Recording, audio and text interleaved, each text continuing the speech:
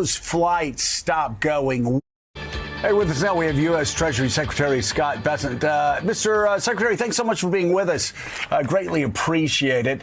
I want to ask you about the government shutdown. It's over now. There have been estimates before that it might take 1% GDP in the fourth quarter from the U.S. economy. With it coming to an end, what's your best estimate right now about how much the shutdown will have ended up costing the American people and how quickly the economy will bounce back?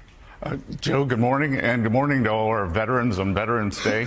And, we'll see, but clearly there has been a hit to GDP with this unnecessary extended shutdown. I don't know whether it's going to be 1.5%. Going into this, the Atlanta Fed GDP now showed that the economy was growing at 4%. We'd grown at 3.8% the previous quarter. So I'm hopeful that if we can get reopened, we can make some of that back.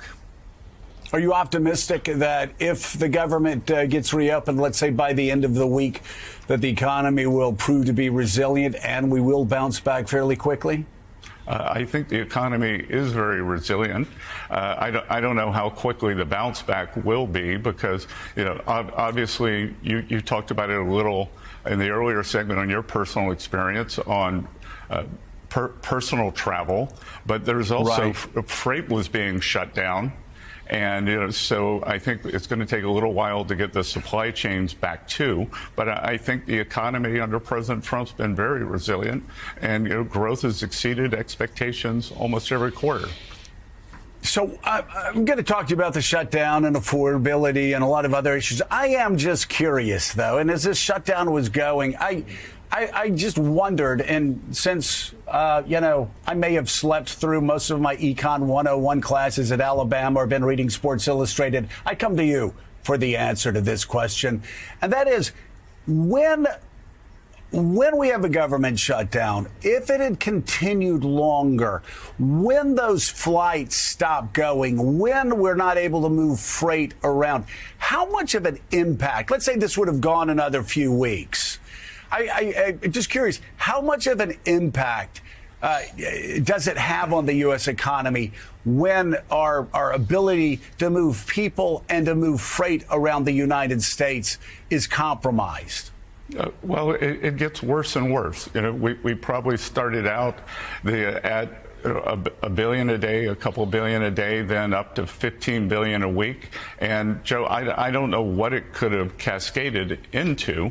One of the things, I didn't want to alarm Americans, but I got a panic notice the other night that said that food inspectors were not getting paid and that they weren't going to work. So we actually could have had food shortages.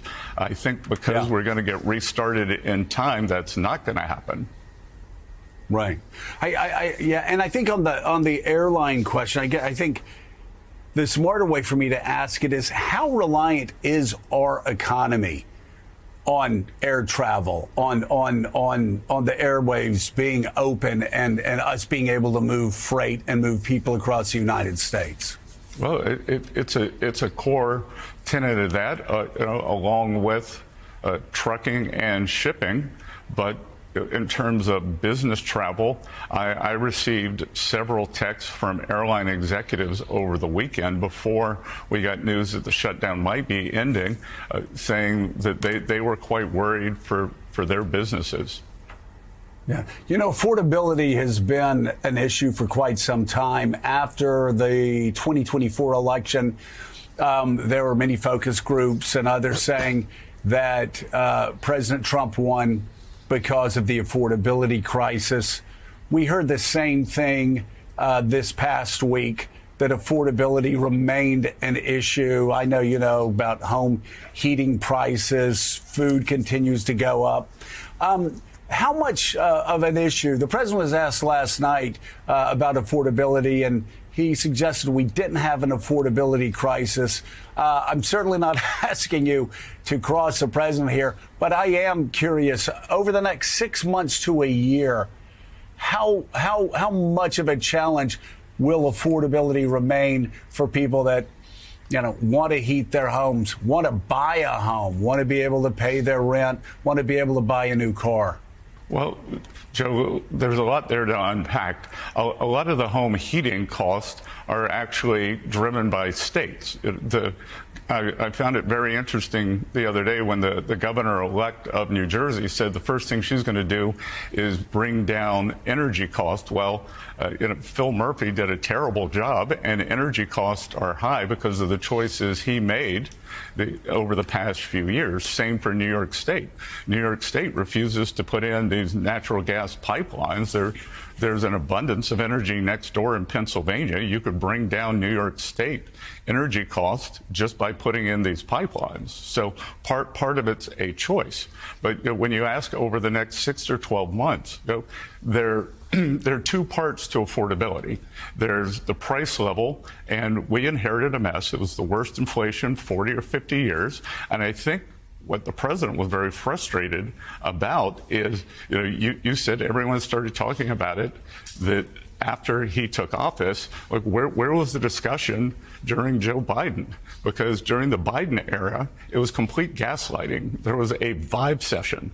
Steve Ratner, who you just had on, wrote a column basically saying, like, Americans don't know how good they had it. This is... You just don't understand, but the American people know what they're feeling. And what I expect over the next 6 and 12 months, as I said, there are two ways to address affordability. You stop the prices from going up, you get inflation under control, you have things like energy, mortgages come down. The other side is you get real working class wages up. And that's what happened at President Trump's first term. Hourly workers' wages did better than supervisory workers. The bottom 50% of households by net worth had a bigger net worth increase than the top 10%. For 2 years under President Trump, we had a 4.9% real wage increase. So there will be a point where if you keep prices under control or bring them down, they turn down and wages go through that line. And that's when Americans are going to be feeling good again. And that's what next November's election is going to be fought on. Mr. Secretary, you talk about last year Democrats saying Americans don't realize how good they have it, they just don't get it. It seemed to be what the president was suggesting in the interview last night with Laura Ingraham. Here's what he said.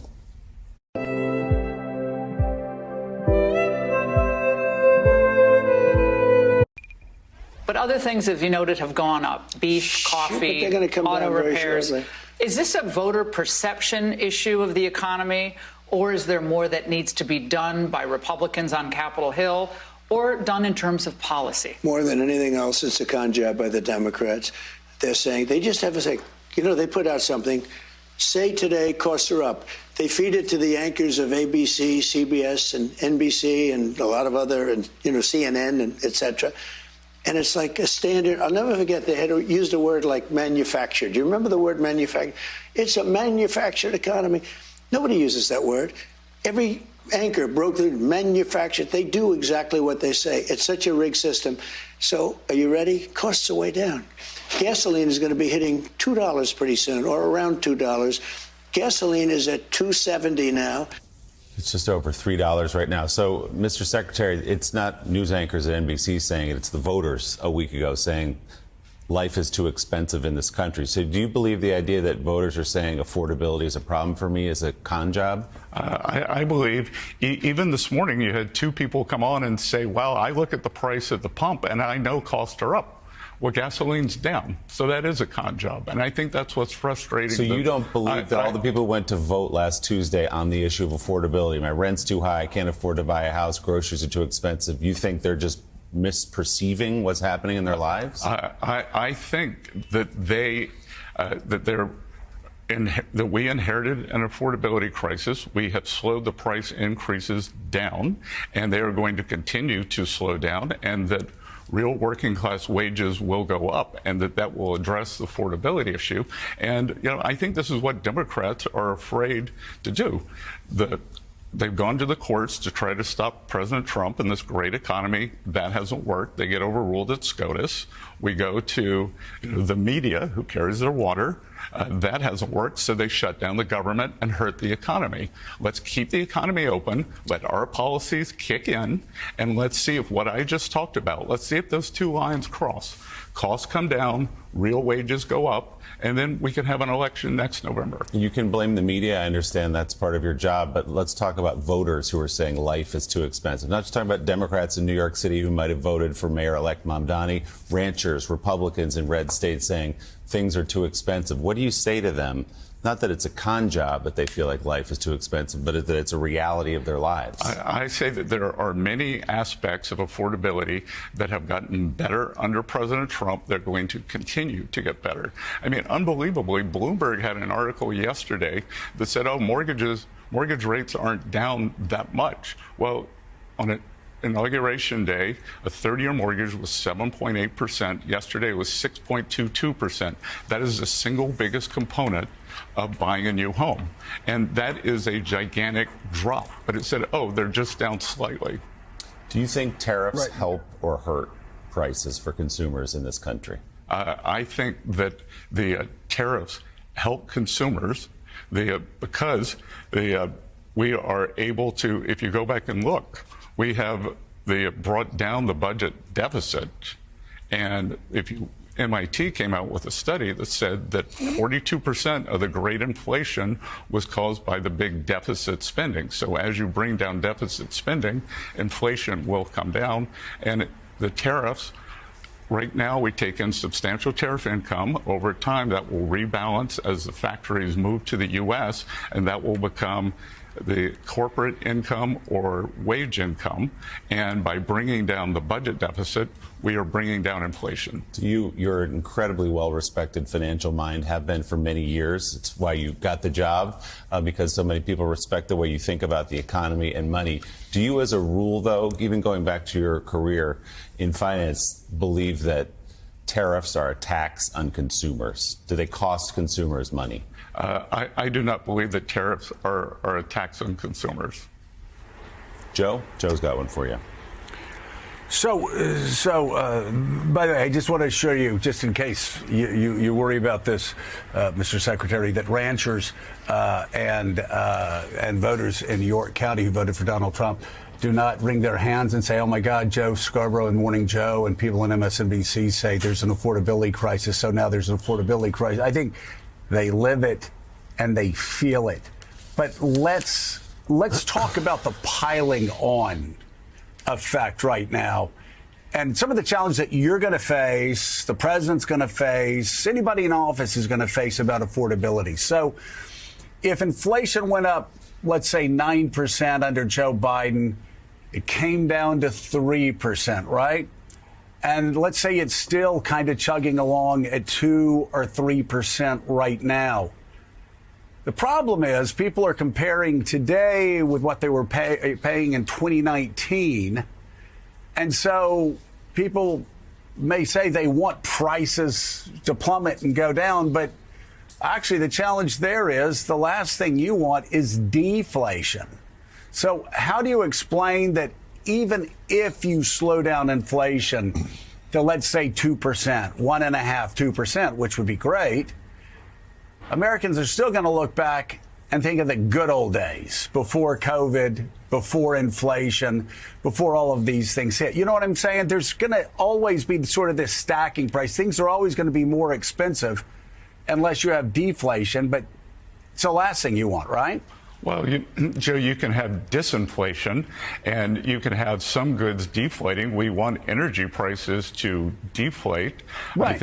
I think there's some food items that can deflate. But as I said before, with the affordability, there are two components. There's price, and then there's real wage gains. And Americans are going to look back and think that under President Trump's first term, they saw very substantial wage gains, especially for working Americans and the average household. So I think they're going to look back to that.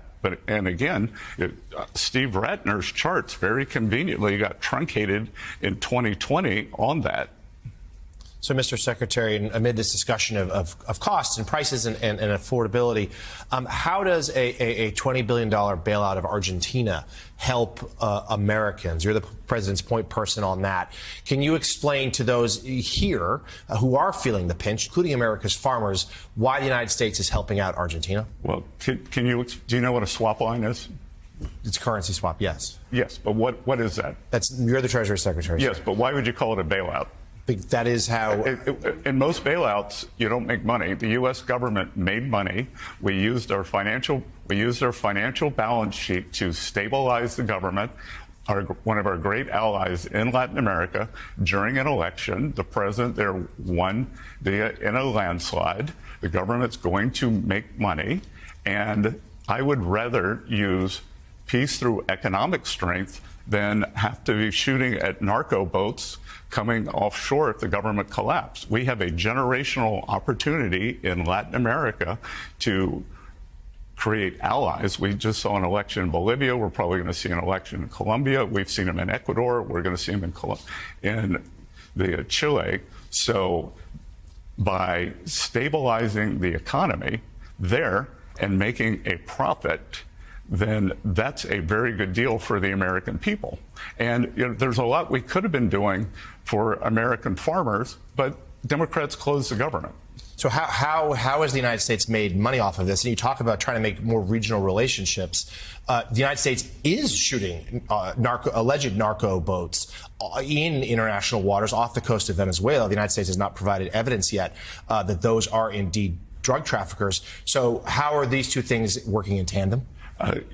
We are preempting the collapse of a government and going back to a Peronist agenda and a left-wing government. What if somebody had raised their hand and said, look at what's happening with Hugo Chavez, look at what's happening with Maduro, and they help the opposition there? Yeah, hey, Mr. Secretary, I'm just curious, just to clarify, have we made our money back already from the Argentina bailout or the swap line or whatever you call it? Have we made that money back now? Are you saying we're going to make that money back from them over time? Like, what's the payout for that? Joe, we already have a profit on that swap line. So have we given them? Did we transfer $20 billion? No, and we've already gotten back. Absolutely not. We made a line of credit available, and a small amount of it was drawn on, and we have made a profit on that. On that so far. Okay, very good. Hey, Mike Barnacle, next question. Yeah, and Mr. Secretary, I hope this question doesn't piss you off. Well, I don't know. I don't know. It's 4-on-1, which seems about right. Well, okay. Yesterday, the stock market took a pretty good jump on news that the shutdown might come to an end. A lot of people did very well in the stock market, I assume, and I assume that you probably were one of them, and good for you. That would be an incorrect assumption because I had to sell all my stocks to become Treasury Secretary. You sold them all? Had really? to, yes. But you have a blind trust, I would imagine. There's no such thing as a blind trust. Okay, thanks. So. Thanks for straightening me out on that. But anyway, a lot of people did very well. Some people didn't do as well, but most people did. But there's an element to the economy that's always intrigued me in measuring the economy. And it's not a number, and it's not reflected in a lot of the economic data that we talk about here and that we've been talking about with you this morning. It's called job insecurity. And in my experience, just going around leading a normal life, job insecurity is nearly at epidemic proportions among some people, especially people over the age of 50 or 55, especially with the advent of AI and the threat that poses to so many people in their jobs. What does the Treasury Department and the dollar itself in your job have to do with lessening job insecurity in this country? Well, I think what President Trump's doing in terms of bringing back high-paying precision manufacturing jobs to the U.S. is all about job security. How many jobs have come back? Sorry, it's just starting. I was down in South Carolina, my home state, on Friday. There's a new rare earth magnet factory going up, 800 construction jobs, 300 jobs now. They think it may go up to 3,000. Boeing, thanks to President Trump's effort of selling Boeing airplanes as part of our trade deals around the globe, Boeing believes that President Trump's helped sell up to 1,000 airplanes. The Boeing plant in Charleston is going up 50%. that's going to be 1,000 new jobs. So as we see these factories break ground, manufacturing comes back, I think there's going to be plenty of job security. Introducing Moon Brew, the once daily magnesium sleep aid that's designed to help you fall asleep. Mr. Secretary, final question, and thank you for being on, and hopefully you really don't feel like it's 4 against 1 here. But I'm curious. We have Axios, Jim Vandehei and Mike Allen. They come on an awful lot, and they've been looking into the challenges for workers that's going to be coming about with AI. Also, of course, as you know, robotics is upon us, sort of that robotics race. And so we're starting to hear anecdotally, Jim's starting to report on it as far as hard numbers go, about the challenges, especially for younger Americans, getting out of college, getting jobs because of AI, and especially white collar workers. I'm curious, what is your view of that? What would you say to these younger Americans about what the world looks like, what the economy looks like in the United States over the next 5 to 10 years because of AI, and why they have reason to be hopeful? Oh, well, I think they have reason to be hopeful because we're laying the ground for a very strong economy and bringing back these precision manufacturing jobs. And these factory jobs aren't all jobs on the factory floor. They could be working upstairs, whether it's in the marketing, in the data processing. But I do think, I don't know how old your children are. I have one that's just a teenager, one that's a preteen, and I encourage them to learn about AI and to become AI literate. But in the history of productivity booms traditionally lead to job growth. So I would expect that over the coming months and years that we can see substantial job growth. We're seeing a CapEx boom in the U.S., and we've never had a CapEx boom that hasn't followed by an employment boom. So, I think it's going to be for young people going into the job market. I think AI literacy and becoming, I think the term used to be digital native. I think you and I are probably of the age where we missed being digital natives. And I think in terms of being an AI digital native is going to be very important for all job seekers. Now, are your children listening to you? Are they actually? Because I keep telling my children to do that too, and they say I sound like an advertisement for Chat GPT.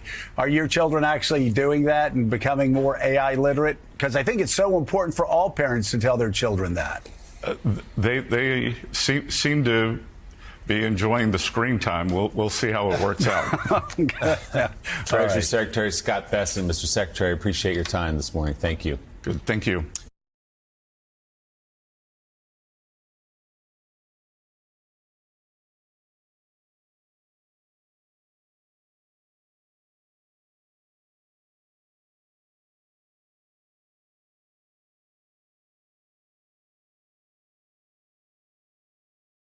You probably know Vistaprint for business cards because we've printed them for millions of small businesses over the past 20. I want to talk about the top issue for voters in last week's election, and I would say most elections: the economy, affordability, and housing. Now, for millions of Americans, buying a home is financially out of reach. Today, this number might surprise you. The average age of a first-time home buyer is a record high, 40 years old. That is why President Trump says he is proposing what his administration is calling, quote, a complete game changer, a 50-year fixed-rate mortgage. So what does that actually mean for you? Well, spreading out payments could lower your costs compared to a 30-year loan, maybe as much as $200 a month. But there's a very big trade-off. You could end up paying as much as double in interest. And the banks, well, they're also likely to charge even higher rates because the loan is going to take a whole lot longer to pay off. And if the goal is to bring more buyers into the market, but the number of homes stays the same, well, guess what's likely going to happen? Prices are going to go up. Not to mention, who wants to wait until they're 90 years old, right? If your first time you're buying a house, you're 40, you ain't paying it off until you're 90. That's a lot of time. Back with us tonight, Bharat Ramamurthy, former National Economic Council Deputy Director and author of The Bully Pulpit on Substack. And Bill Cohen is here, former Wall Street banker turned journalist and founding partner at Puck. Okie doke. Paying for your home every month until you're 90 years old? Call me a simple girl from New Jersey. That sounds like rent to me. This proposal makes absolutely no sense at all. Obviously, 30-year mortgages, the rates are much higher than 7-year mortgages, 10-year mortgages. And if people stop for a minute and say to themselves, oh, my monthly payment may be lower with a 50-year mortgage, the amount of interest they're going to pay over the course of 50 years at higher interest rates is going to make the cost of their home, 4 or 5 times the original purchase price in interest payments alone over 50 years? Who wants to do that? Okay, Bill, Bharat, when I saw this today, all I could think of was the dozens of Today Show segments we have done talking to people about paying down your credit card debt because you don't want to be paying interest every month because it's going to take you a lifetime to pay down your credit cards. And now that's what they're potentially offering to first-time home buyers. But even if it brought down your monthly mortgage payments, it still doesn't resolve the issue of inventory. And here's the problem with building new homes. Donald Trump's tariffs are only making home building way more expensive. How does any of this make sense? Yeah, that's exactly right. And just to put some specific numbers behind Bill's point, if you take the average home price right now, it's about $400,000 in the United States. You take a 6% interest rate, which is what your 30-year rate is right now. If you use a 50-year mortgage instead of a 30-year mortgage, yes, you're saving about $200 a month on your monthly payment, but you know how much more you're paying over the life of the mortgage? $320,000 over the life of the mortgage. So that is a hefty sum for somebody to have to pay for that extra amount of affordability. But as you said, the real key here is that we have a supply problem. We don't have enough homes in the United States for the number of people who want to buy them. And the question that I keep coming back to is, Donald Trump controls the White House, Republicans control the Senate and the Congress. Why aren't they trying to pass a housing affordability bill? Where is their housing supply proposal? Where's a down payment assistance bill? They're not doing any of that. Instead, they're proposing these gimmicks that are basically some short-term benefit for long-term pain and not addressing any of the underlying structural issues. I mean, at the end of the day, really what Trump has done is enact an anti-affordability agenda, as you said, with tariffs. Even his immigration policy is helping drive up housing prices. Okay, new topic. The president also floated a proposal to help Americans cover their health care by cutting Americans $2,000 checks. That money would come from tariff revenue. And soon after the president floated it, Treasury Secretary Scott Bessent was scrambling to walk it back, explain. I don't know what it was, so I'm going to share it. Do you have a formal proposal to give a $2,000 dividend to every American? I haven't spoken to the president about this yet, but it could. The $2,000 dividend could come in lots of forms, in lots of ways, George. It could be just the tax decreases that we are seeing on the president's agenda. No tax on tips, no tax on overtime, no tax on Social Security, deductibility of auto loans. So, those are substantial deductions that, are being financed in the tax bill. That ain't a $2,000 check. Bharat, here's the thing.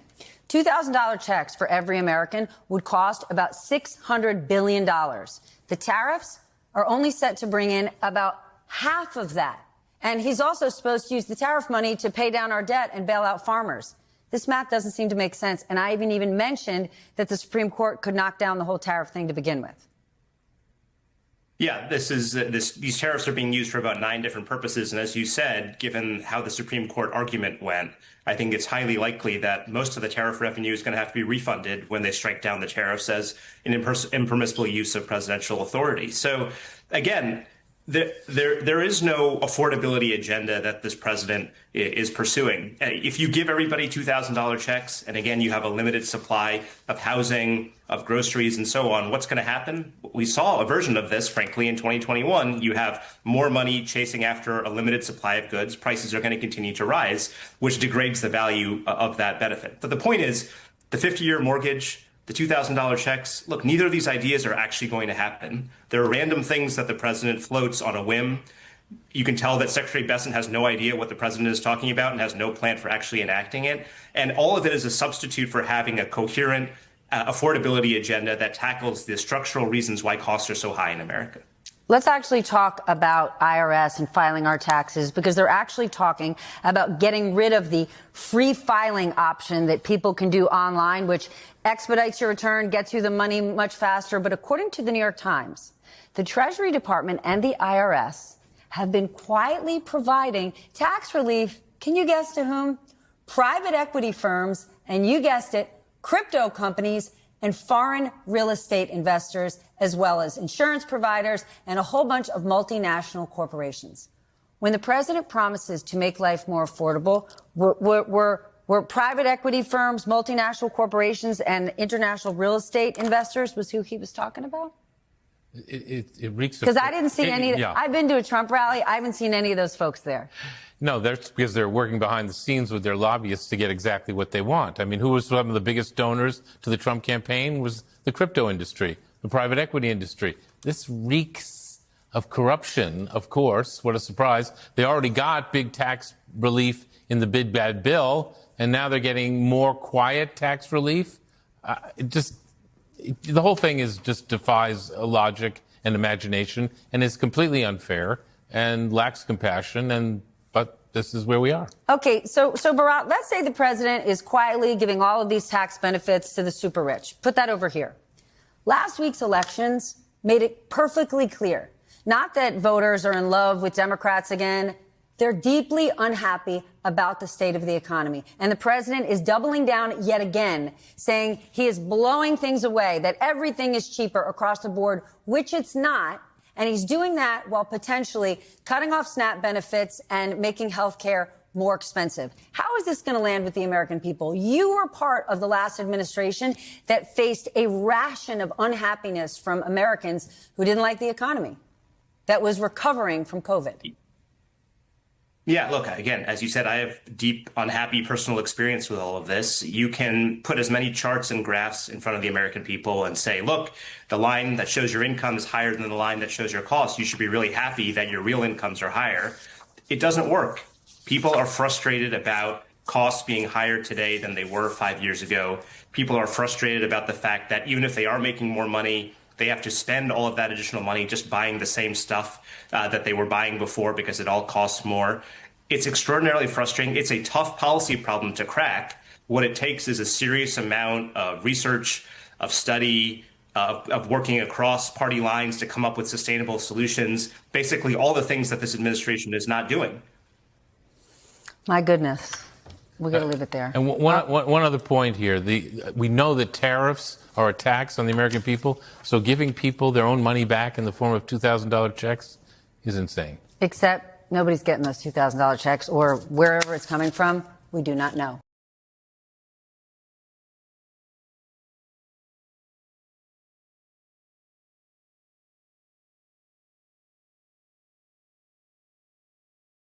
Honestly, I tried the new bearskin hoodie, and here's the truth. Okay, first things first. If you got big plans for 2026 with your investments, look no other than Nancy Pelosi, the GOAT. Best. I mean, listen, she is like, folks, can you do me a favor? I'll give you guys 5 seconds. Get your pen and paper out and take notes. The legend's resume is about to be shown. And you know all of these investments she made was all due to research and intuition. It's all about her gut feeling. She's got that gut, the instinct, the intuition of a Warren Buffett on steroids. By the way, you're about to find out what their net worth was before they started investing to where they are today. Rob, please play this clip. The legend. Reportedly raking in more than $130 million in profits from trading stocks during her 37 years in Congress. That's according to a new report by the New York Post. The former House Speaker saw a whopping return of nearly 17,000% while in office. He almost had a heart attack. Before taking office in 1987, a financial forum showed California Democrat and her husband reporting up to their net worth was $785 stocks to $133 worth of stocks in their portfolio.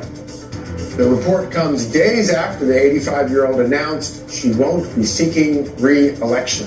This is the kind of stuff that makes people just hate government, hate politicians. It's disgusting. Is that compost? I don't know why. She's the best. There's nothing happening to her. That's clearly inside information. There's no way that's not Clearly. It's a very, very profitable business to be in politics. Yeah. Can you pause it? What I don't like is every once in a while when you get a legend that comes through, people don't want to give her credit. You have to tip your hat off to listen, her. are you kidding? She is possibly the greatest insider trader in the history of politics.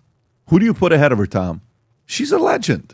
Why don't we recognize legends like her? No, she's right up there on Mount Trademore. She is number one up there.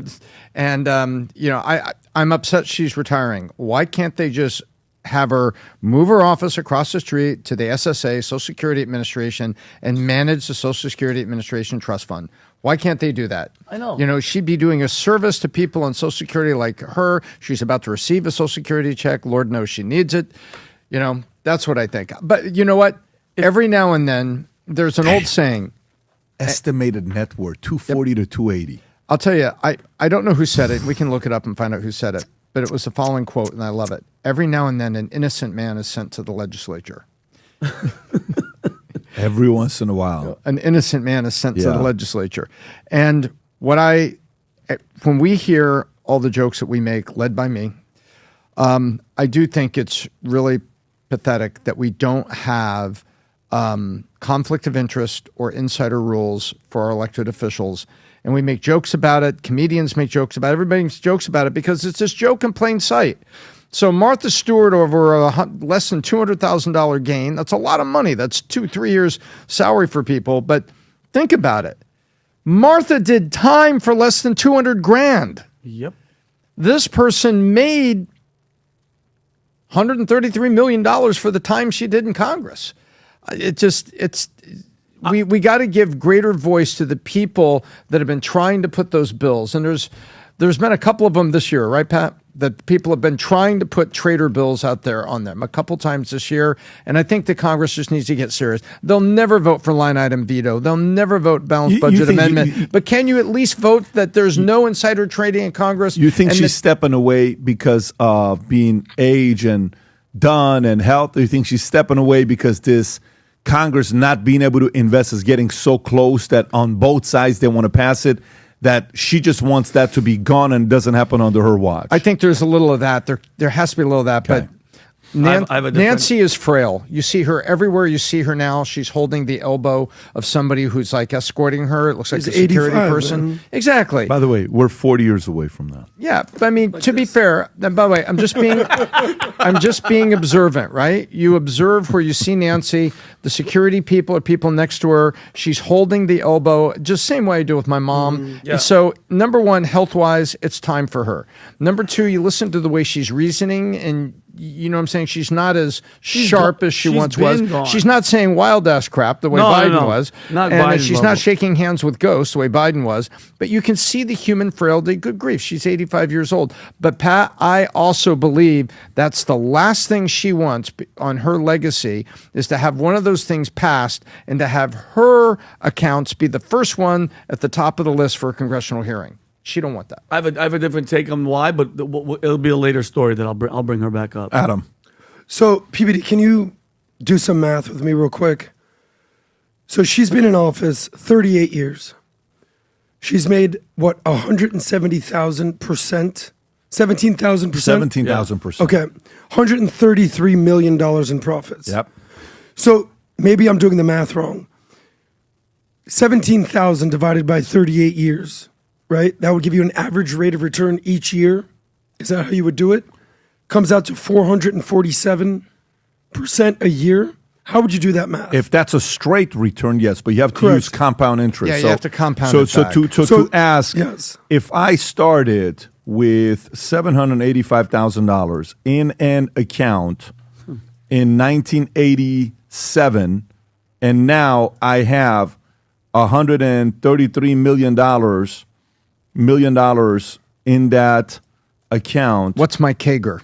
What has been my Cumulative annual growth rate, CAGR. Okay. So I think it's still a big number, by the way. What's the number? It should be a big number because you're dealing with compound interest is what you're dealing with. But 15% per year. Your CAGR is 15% per year from 785. Rob, what is it telling you? I have the numbers wrong. 785 and the total is 130? $130 million. Yeah. So she is 167x'd. Mm-hmm. But what I'm trying to find out is what is the annual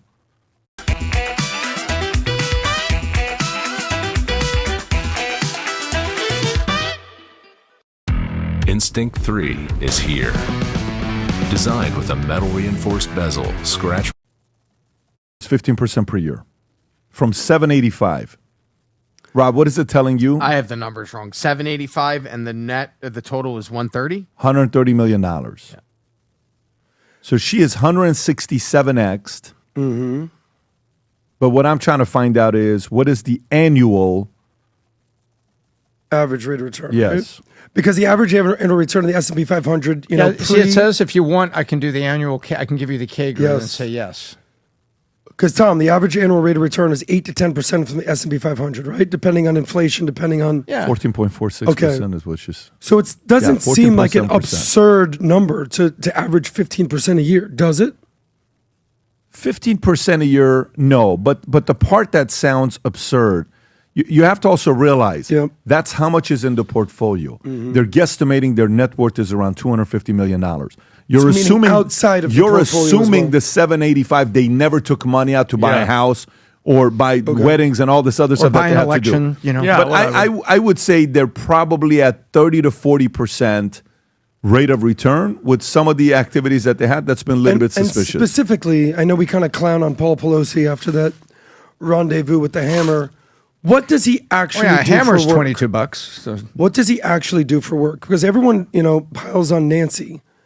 But what does her husband do? Because I assume he's the moneymaker in the family. He just invests and does that type of stuff. Okay, what do you mean he just invests? That's what he does. He doesn't They're have a worth job. $250 million. Yeah, she tips him off and he invests. So he's a venture capitalist and he's a listener of Nancy Pelosi. He just listens to what she gets from the insiders, and that's what she does. I mean, it's her husband. Yeah, she's in Congress for how long? Why is nobody, if she is doing something illegal, do you think she's done something actually illegal and broken the laws? Or are our Stock Act laws so gray that politicians can just maneuver within this with no accountability and you can just yell at them and call them frauds, but nothing actually happens? Which one do you think it is? So has she actually broken the law? I can't say yes or no, but I can say this. You know what I've been doing with Autopilot since July 1st. Yep. I went in and looked at those lists of things and the things that were bought, and Palantir showed up and came and went, before the announcement on Congress.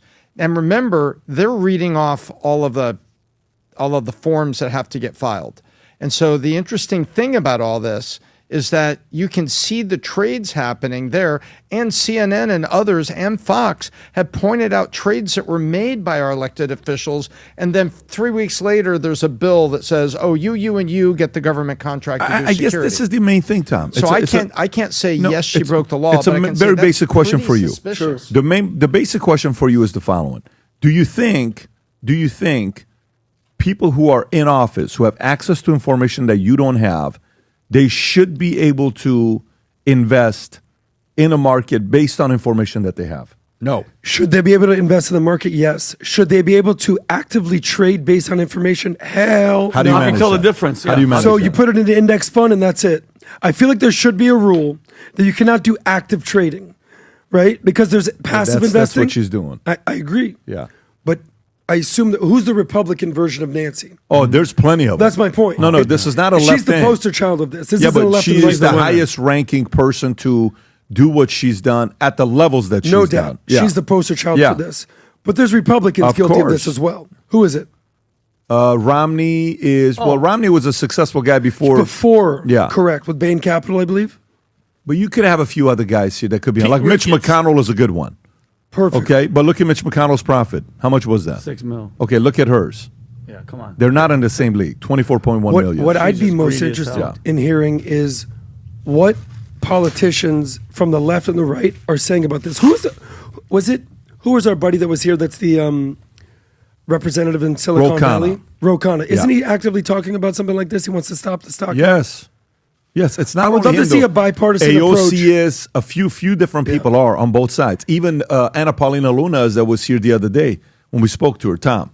Senator Mark Kelly set up an ethics committee, approved blind trust, and demonstrated that he had moved all of his assets into the blind trust. And the blind trust purpose is for the independent financial advisors to trade limited transactions, and he is not part of the decision-making process. Mostly were related to REITs and indexes. Bingo. So I love that you highlighted one word.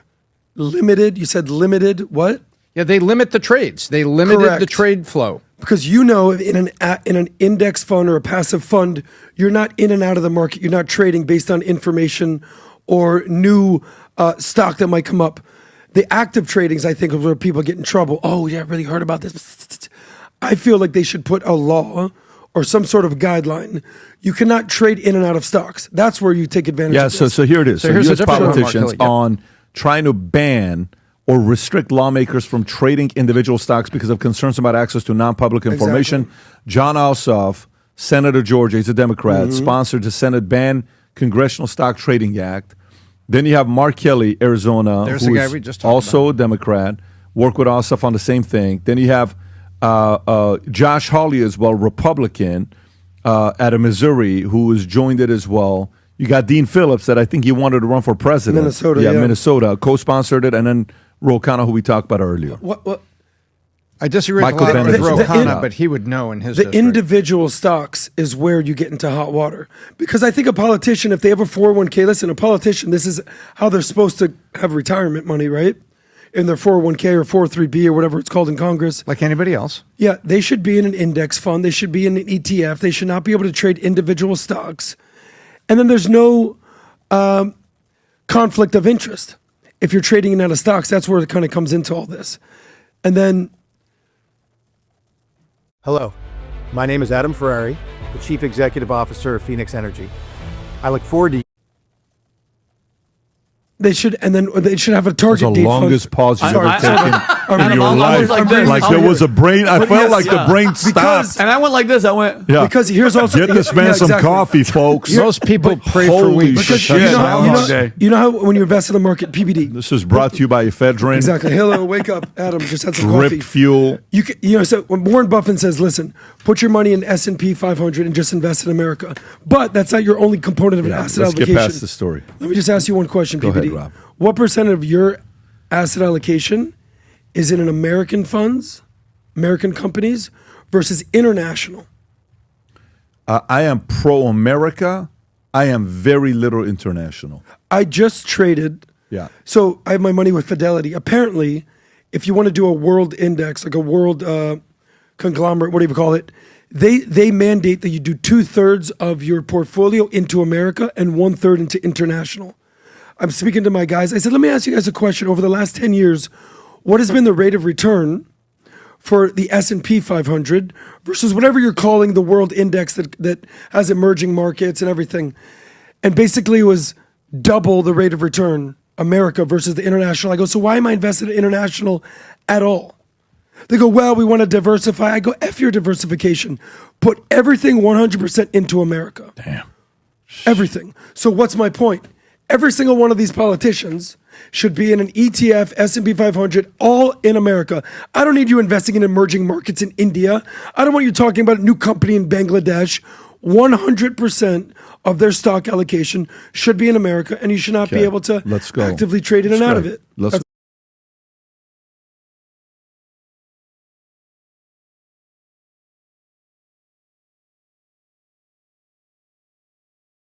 People really hate.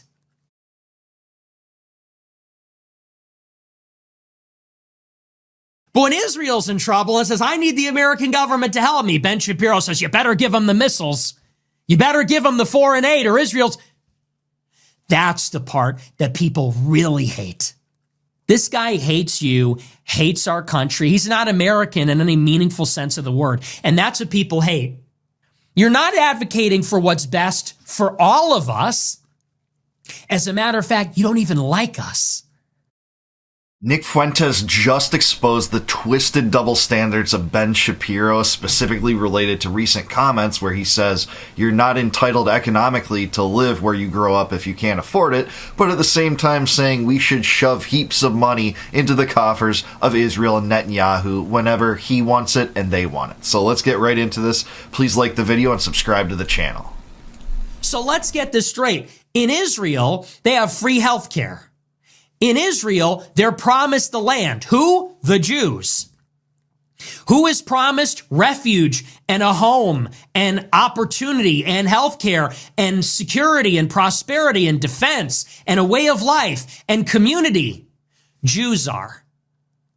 They're promised a real nation. But Jews come to America and they say America isn't a nation. America isn't a community. It has no shared values, religion, identity, culture, anything. And you're not owed anything and you're not promised anything. If you can't afford a house, well, hey man, buy a train ticket. Like a bum. Buy a train ticket or a bus ticket like a tramp. Because the government won't look out for you. The community won't look out for you. There isn't a community. This is just a place where we buy and sell. This is just some marketplace. That's the problem that people have. Blood and soil for me, open borders for thee. Blood and soil, fascist, Jewish nationalism for Israel, but for America, refugees welcome. Open borders. Right? The best and brightest. Multiracial, working class populism, colorblind meritocracy, whatever you want to say about it, that's what it's going to be for America. Well, I'm with Nick with a lot of the double standards people see in this, where it seems like the borders of Israel and Ukraine at times are much more sacrosanct than those in America. But I do want to push back a little bit here. In terms of the original merits of America, it was supposed to be a decentralized political system where each state had very individual characteristics, culturally, religiously, in terms of economic preferences, the type of political systems they wanted. It was not supposed to be a nation state in the current and modern sense like Israel is. In terms of free healthcare, they do have state-operated healthcare. It's certainly not free. They're extracting taxes from the populace to pay for it, and they're extracting a lot of U.S. aid to pay for military that they otherwise would have funded if they didn't have to do that. So it's not a free commodity. There's no such thing as a free lunch, as Milton Friedman famously said, because you have to pay for it in any term of scarce commodity. You have to do this through some mechanism, and that's done by extracting wealth from some and giving it to others. I see the hypocrisy here, certainly so, but some things need to be clarified there. What if you could earn money while just living your life? With Moomoo, you can earn 8.1% APY. That's what's implied. And here's the kicker. Here's the best part. So maybe you could say that's a double standard, but it gets better. It's not just that Israel is going to be a community and a nation with blood and soil, and they get to do these things, and America doesn't. They have one set of values for Israel, another set of values for America. Here's the best part. They expect the American government to take care of Israel, but not Americans.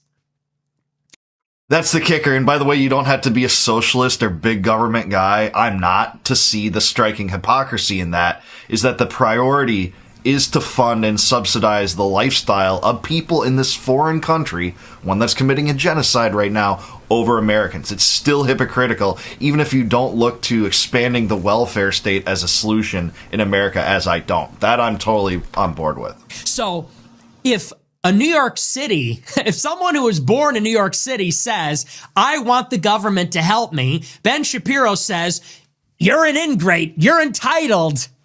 You're only entitled to opportunity. But when Israel's in trouble, they're entitled to help from the U.S. government. If you're an American and you say, I want the government to help me, you're an ingrate, you're a spoiled brat, you're entitled, you're a millennial. But when Israel's in trouble and says, I need the American government to help me, Ben Shapiro says, you better give them the missiles. You better give them the foreign aid or Israel's. That's the part that people really hate. The double standard is obvious. It's offensive. It's hypocritical. It's insulting.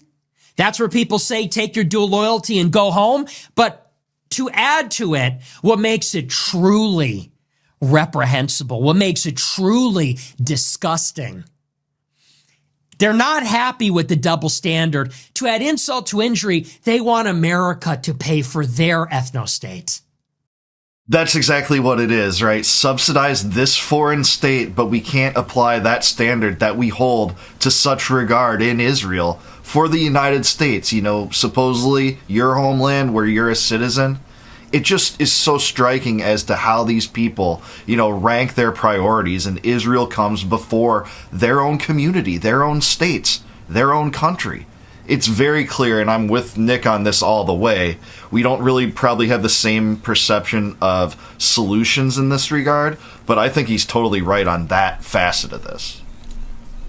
America will have no community. America will have no nationhood. America has no right to an identity, a sense of belonging, a sense of looking after one another. The government has this sort of role. It's not and Israel does. No, our government will also help them. So they have their nation and ours. Yeah, we're a captive nation. We're an occupied nation. But it shouldn't even be a nation. That's my standpoint. Going back into history, this was supposed to be a decentralized league of states where there wasn't one solitary community. It's only been through, steps and precedents leading to outright centralization in the United States, especially since the progressive era, that have led us to this point. Before that, we had, 50, sometimes less than 50, obviously, as the states got added, but different hotbeds, different societies where people could practice voting not only in the ballot box, but by moving their feet, by moving and migrating to places closer to their own preferences. And that's what we still could have in America. We still have it to some extent. The state still retains some power, but much of it is superseded by the central government. I think that's the biggest perversion of America in general, and it's encouraged central bank, the empire building schemes, the giant welfare state, giant regulatory state. And there's no possibility to have a shared identity in a system that was designed for federalism.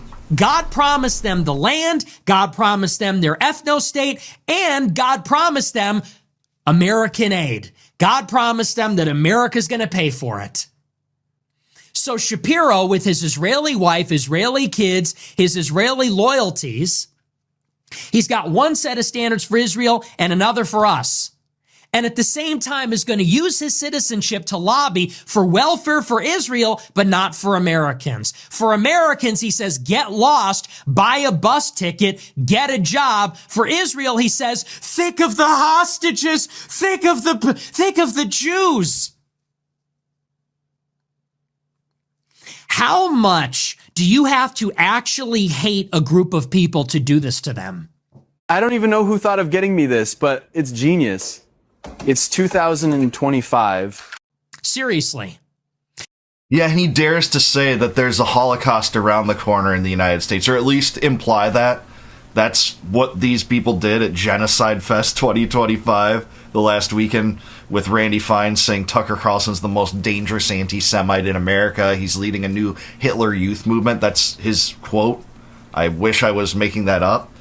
And to, flirt with this absurd trepidation propaganda that, hey, this mass persecution of Jews is happening in the United States, despite the fact that in every metric, Jews essentially excel beyond, whites and Asians, even in many regards. And there isn't that kind of mass effort. And the United States throws bundles of billions of dollars into Israel's coffers. But still, he wants to stoke outrage and fear with these schemes. Josh Hammer, who used to work for Daily Wire, says Europeans have anti-Semitism in their DNA. Mark Levin said the same thing. How much do you have to hate a people to live among them? thinking they hate you, but going and telling them, we're your closest ally. You need us. You got all your ideas from us.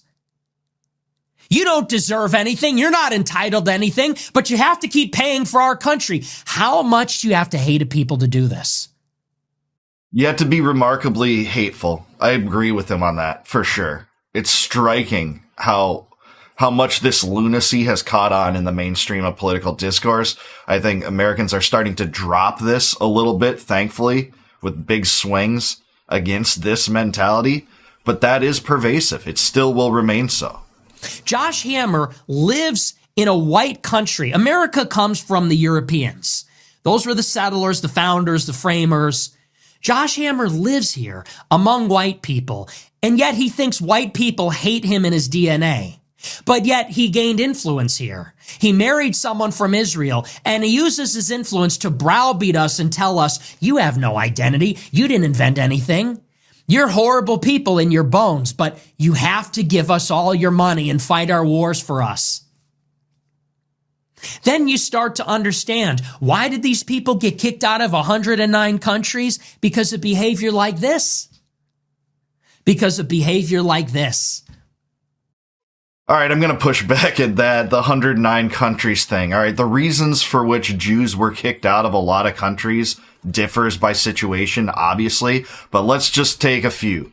In Nazi Germany, this was an arrangement called the Havara Agreement, with Germans and Zionists mutually agreeing to deport Jews to what was then mandatory Palestine.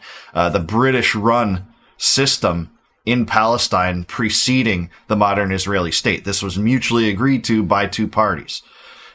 In Russia, for instance, it differed a little bit. In the mid-18th century, Elizabeth I, the empress, kicked out the Jews because they didn't agree to convert to Orthodox Christianity in Russia.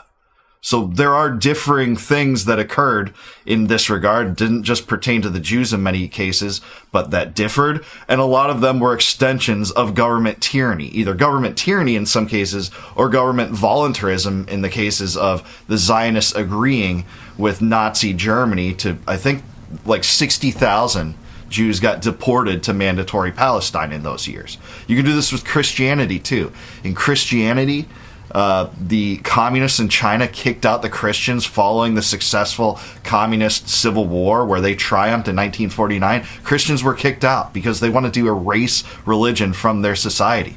In Japan in the 1600s, Christians were executed and expelled too because Christianity was outlawed there. What I'm trying to get at here is a lot of these cases is it's literally outright government tyranny, but some of the people saying this type of stuff would not say, well, the Christians just got kicked out of so many countries. So those countries must have some logic to their method here.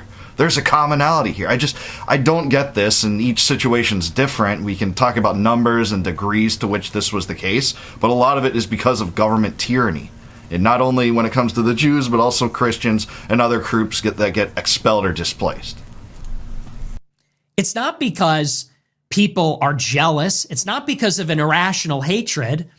It's because I think at a certain point, all these different polities came to realize, wait a second, you don't see yourself as one of us. You're not advocating for what's best for all of us. As a matter of fact, you don't even like us. And actually, you seem to be taking advantage of us. And if that's the case, then we need to go our separate ways. Hey, stop playing with your fanny pack. You need the new 300. I'm all for that. No more subsidies to Israel. I'm with them on this completely. It seems like you'd have to have disdain for the community in which you live to treat people like this. To say a Holocaust is around the corner when $25 billion has gone to Israel in the last 2 years. To say like anti-Semitism is out of control, but to see how pervasive the Israel first mindset is among our political class. It just seems like you're trying to take advantage of us. These Zionists do that. It's not all Jews, obviously, but this is a big problem. This is what people are seeing right now. That's the story. Shapiro hates Americans. He sees Americans as useless eaters. And he can couch it any way he'd like. He can frame it any way he'd like. But look, if you're an American, I actually do believe that we have a community here. We have a nation. I disagree. You do have a right, at the minimum, to live where you grew up. You do have that right. New York City should be for the rich and for the poor. It should be for the rich and for the workers. It has to be.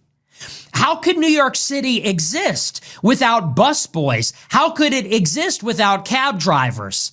How could it exist without hotel workers? And where are those people going to live?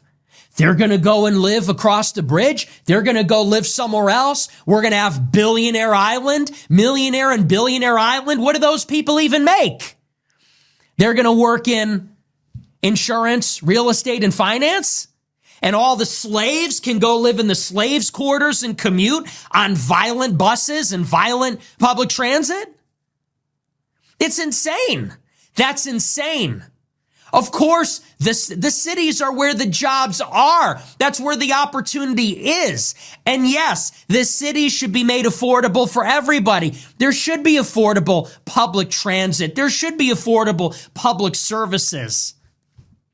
Affordable housing. You are entitled to that. Just as the Jews feel entitled to live in Israel, New Yorkers are entitled to live in New York. Chicagoans are entitled to live in Chicago. Angelenos are entitled to live in LA. And yes, the government should take care of those people. All right, well, here's where we'll diverge. I don't believe you have the right to any commodity that is scarce that requires you extracting that from someone else if you don't provide it yourself. And yeah, this economic system's totally rigged against people. We have the government to thank for that, the central banking, the regulatory apparatus. All the things that go into that are corrupt, but you don't have a right to scarce commodities and to live where you choose just by virtue of wanting to do that. Now, he's right. I see where he's getting at this in terms of where we're going in America today, but he is, I think, more leftist than he'd want to admit if he's saying that the government does owe it to you to provide for you. I mean, that is the mantra of the American left. Essentially, that is. So, I mean, if you're going to call yourself a dissident conservative or America first, I just don't think it is unless you want to embrace the left too. And nationhood far preceded the advent of the modern welfare state. The first welfare state was essentially in Bismarck's Germany in the 1880s. That was constructed at that time. Nationhood far preceded that. So I think he's conflating nationhood with a welfare state, meaning that they're not mutually exclusive. They go hand in hand no matter what, and that's not the case. So Nick's prognosis of this problem seems to be increase the welfare state in what we've seen in places like New York that has caused this unaffordability and this inability to work in other places. But the welfare state's also tied into the military-industrial complex. Raytheon and Lockheed Martin benefit from the welfare state too. It's all tied into this, and if you're against welfare state in this regard and think it's unfeasible, but in this other regard it's very feasible, run by the same, warmongers and war criminals, I just don't see that as a viable solution in any single regard. Bring back mutual aid. Look at what GoFundMe can do. Think about a nation tied into GoFundMe, communities tied into that. How much could you spend on those types of projects directed to where you want them to go if you weren't taxed about 50% of your income? I know I could do a lot more, and I could do it a lot more than the government delivers. This farcical government that's plunged us $38 trillion in debt to these unfunded obligations. That's what I think I could do. Society should take care of its constituent members. We do not live in an open market. We live in a nation. We live in neighborhoods. We live in cities made up of people. But what he's saying is that government should do this, not society. Let's not conflate government and society. As Thomas Paine said, government in its best state is but a necessary evil. And society in every state's a blessing. That's what Thomas Paine wrote. But we shouldn't conflate the two because government hasn't done a good job taking care of people in this way. Mutual aid society's charity does. It's just simply true. And his solution is just to go with the progressive left. If that's what you want, man, that's not what I'll agree with. But I will agree with him on some other things in this video. when it should be based on shared heritage, shared identity, a shared sense of belonging, like we're all in it together.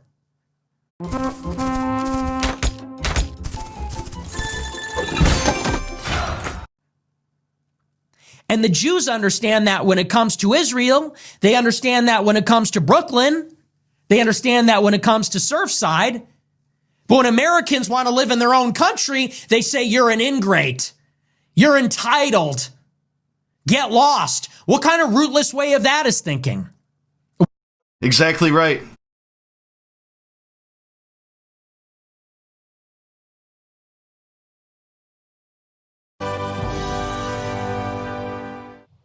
So 30% of veterans struggle with medical debt, and more than 90% say debt can worsen military-related PTSD. Black Rifle Coffee is aiming to cut $25 million in medical debt for 10,000 veterans, and they're getting some help from country star Riley Green, former U.S. Army Ranger, co-founder and chief branding officer for Black Rifle Coffee, Matt Bess, as well as co-founder and chairman of Black Rifle Coffee Board, Evan Hafer, both join us now. Gentlemen, thanks so much for joining the program. I see Black Rifle all over Texas. Love the work that you're doing. Matt, I'll start with you first. You know, veterans shouldn't even have medical debt, but you guys are taking the next step and not depending on the government to solve this issue. You guys are solving it. Yeah, it's interesting when you see how people have accrued this debt. I mean, one of the instances is a female got into a car crash. She's a Gold Star wife, and TRICARE actually didn't cover when she went to get treatment in the hospital. And so you have these weird instances like this that just burden these folks with debt. And so we're kind of coming here as a company, partnered with Born Primitive, saying, how do we help these people get a second chance at life to actually go out and live a quality life and not be completely burdened by, tens and thousands or hundreds of thousands of dollars in medical debt that, they didn't choose to get that. It happened from an absolutely crazy situation. Evan, part of the reason you're able to do this is because y'all are veterans. Y'all understand the mental struggle, the war that's going on when you come back home. Yeah, that's right. Black Rifle Coffee, a lot of people don't realize this, but we're a publicly traded benefits corp, which means this is part of our charter where we partner with other veteran businesses and organizations like Born Primitive and the hundreds of other 501cs. Every year, we've been able to do this for 10 years. We've raised millions of dollars. Medical debt and paying off medical debt for veterans and veterans' family members is one of the most important things that we've done in the last 10 years, being able to partner with the veteran community. And also, Matt and I, being global war on terror veterans ourselves, we understand how heavy of a burden it is. We also understand how to directly orient the mission of the company. In the few seconds that I have left, Matt, tell me why you decided to serve. I come from a long history of service. My great uncles were World War II veterans. My dad served in the Vietnam era. My two brothers were in the invasion of Iraq. I mean, serving my country and service to this great nation is literally the fabric of my being.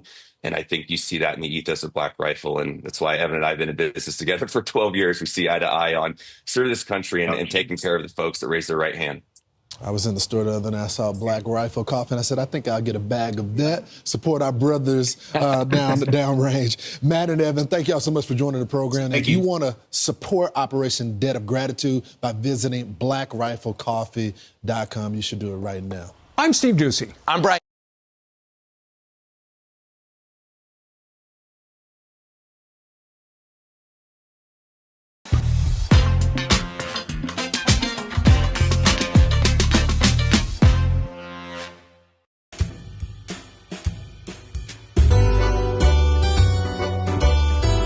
We take you to a sprawling ranch near Kansas City.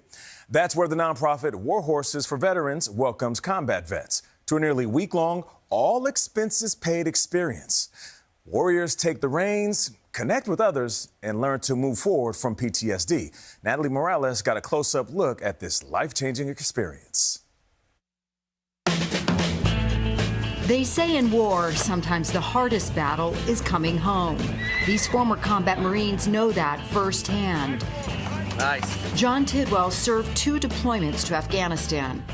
In total, I got hit by 3 IEDs in 24 hours. That was a traumatic brain injury for you, right? And shrapnel, yeah.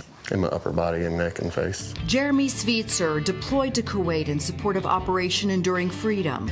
Some of the things that you do it because that's your job and that's what you need to do. And you don't think about the consequences until afterward. And Derek Bibby served more than 20 years as a Harrier pilot deployed to Iraq. On the ground and in the air, I lost friends. Does any of that survivor's guilt come in at all? It still does. Their shared experiences create a deep sense of understanding and trust. There you go. During the day, their therapy looks like this. Whoa, good boy. Because most have exhausted traditional ways to treat PTSD. And at night, a quiet chat around the campfire helps them connect on a deeper level. It's teamwork, it's trust, it's loyalty. We're all here for each other, and that's really the best part about it. Put your hand forward. Studies have shown horses have a remarkable ability to recognize and reflect human emotions. You need to be as relaxed as possible. Former Marine Jake Greenleaf guides the riders. We all have some trauma, and it's not like it ever leaves. You just got to learn how to be able to visit it and healthily walk away. The nearly week-long program focuses on tools for personal growth, improving communication skills, and overall well-being. That was impressive. That was good. Andy and Pat Brown founded War Horses for Veterans in 2014. So your mantra is? Don't pray for an easy life. Pray to be strong. The Browns saw how veterans were treated when they returned home from the unpopular Vietnam War, often disrespected and neglected. That inspired the retired couple to create a space to help all combat vets heal. And we had always both been taught to leave the world a better place than we entered it. So it's our little teeny way of trying to make a difference. Horses were always a big part of our family. And in my way, it was a way of really thanking all those people that have never kind of gotten what they deserved. Svitzer first rode at War Horses 3 years ago and recalls when his PTSD was crippling. Anger, depression, anxiety. I drank a lot. That's the only way I could sleep. Did you feel hopeless at one point, though? I felt like I'd become a burden to the people around me. I used to tell my wife, I just can't get right. I just can't get right in my head. I had a plan I was going to kill myself. Horses have helped him heal, and he says the tools he's learned here, the friendships formed, have inspired purpose and peace. It was getting up and getting on the back of a horse, feeling something besides sadness and guilt. It was about being present, being able to love on the horse, and the horse not judging you. In his 36 years as a combat chaplain, Alan Hansen has seen enough death to last a lifetime. War is the foyer to hell. Hell was coming back home and trying to deal with your experiences. But now a horse is ministering to him. The horse will make mistakes. I'm going to make mistakes. But it helps you to heal and move on. Taking the reins to move forward. Everybody here just is so willing to help you and guide you in any kind of way they can. Do you feel like a weight lifted a little bit after being here? Yeah, I don't want to go home, really. I want to stay here.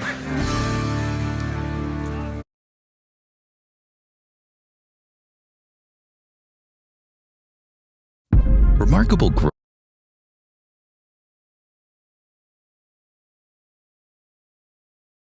Thank you, Doug. You're doing a great job at the VA, and I want to say just a couple of things. I've learned a couple of things from working so closely with the President of the United States. The first thing is that he loves our nation's veterans and has committed our nation's administration to putting our veterans first every single day. And the second thing I've learned about the President of the United States is that he really hates when somebody who's speaking before him goes on for too long. And so with that in mind, I have prepared a very brief and very inspiring 1 hour, 45-minute speech on this beautiful Veterans Day out here in the cold. But let me just give 3 very brief messages. First, to our nation's veterans, thank you. Thank you for serving and sacrificing. We've all got so many good stories of people that we served with over the years. During my 4 years of the Marine Corps, I met the very best of America, people who are willing to put on a uniform and risk their lives for their entire country.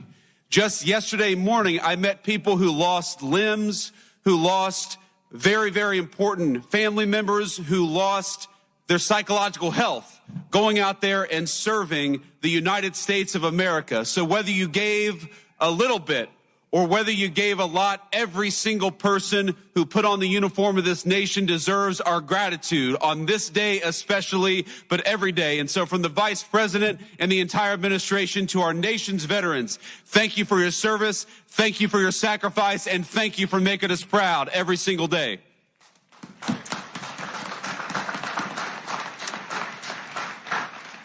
The second message is to the nation's political leaders. I happen to believe that the most valuable resource that we have isn't the incredible wealth of natural resources of this country, as amazing as it is. The most important natural resource that we have is that we have hundreds of thousands of young people every single month who sign up to put on the uniform and risk their lives for their fellow citizens. That is a resource we cannot squander. That is a resource we must protect. And so, to every elected official who's here today, our obligation, our sacred responsibility to our veterans is to make sure that the American military is the bravest and best fighting force anywhere in the world, and to make sure that every time we ask our nation's military to go off to war, we give them the training, we give them the resources, and we give them what they need to kick the enemy's rear end and to come back home safely and quickly. That is our obligation to you.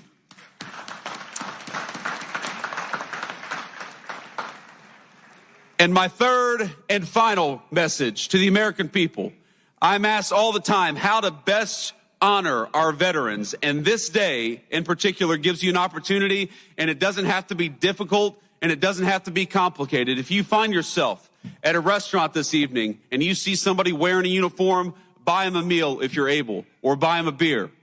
If you see a veteran of our nation's armed forces, if you know somebody in your family, give them a call and say thank you. I heard already this morning from my mother-in-law who sent me a message early California time, and it touched my heart. Just knowing that we have loved ones who recognize our service, who care about it, and who care enough to go out and say thank you.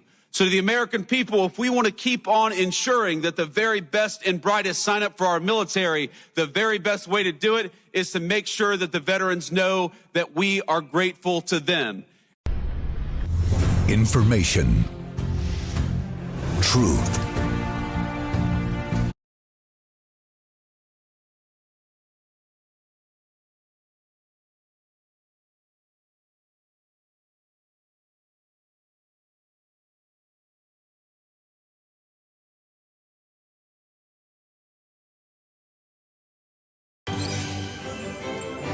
This holiday season, expert bakers, sugar artists.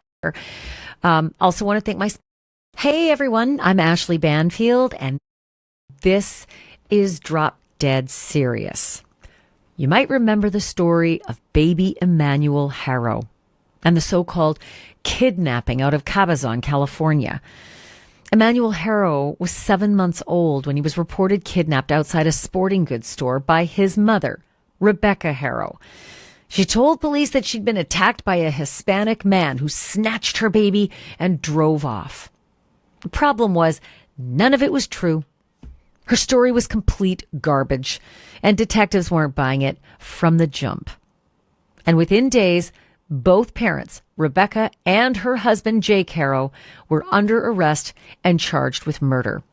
It is a case that rocked the country, not just because of what happened, but because of what is still missing: the whereabouts of that 7-month-old baby boy. But today, something big happened in this case, a huge development, one we all knew in the back of our minds, but we never expected for a minute. One of the parents has finally come clean and started putting the pieces of the puzzle together after more than 2 months. But before I tell you what happened in a California courtroom today and what it means for the other parent who isn't saying boo right now, I just want to tell you from the bottom of my heart, thank you so much for being a part of this podcast. I can't do this without you. And the same goes for Atlas, my little partner in the studio. Every single podcast, he's here. Also want to thank my sponsors because I couldn't do it without them either. If there's anything that this podcast has taught me, and maybe even you, it's that the world is really unpredictable and that having a good lawyer is primo. And that's where Morgan & Morgan comes in. Morgan & Morgan is America's largest personal injury law firm with this case was far more horrifying than any kidnapping that those parents claimed happened in the parking lot. We soon learned from prosecutors that Jake had a lot of skeletons in his closet. At the time that baby Emmanuel went missing, Jake was already on probation for another child abuse case, a case involving his own 10-week-old daughter, Carolina. 10 weeks. That is a newborn baby. They are tiny, and they are so in need of us. They are so vulnerable. 10 weeks. He apparently injured that newborn baby so badly that the little girl was left with permanent and severe disabilities. And now police say he's done something even worse.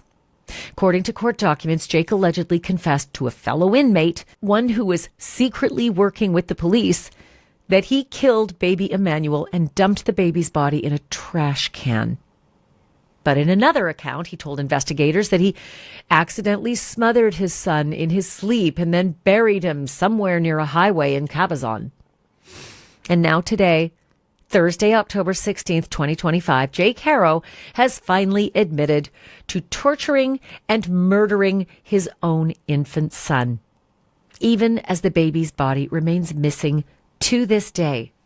NBC Palm Springs reporter Brett Rosen, who was inside the courtroom, said Jake Harrow broke down in tears, visibly shaken, as he confessed to killing his own baby son.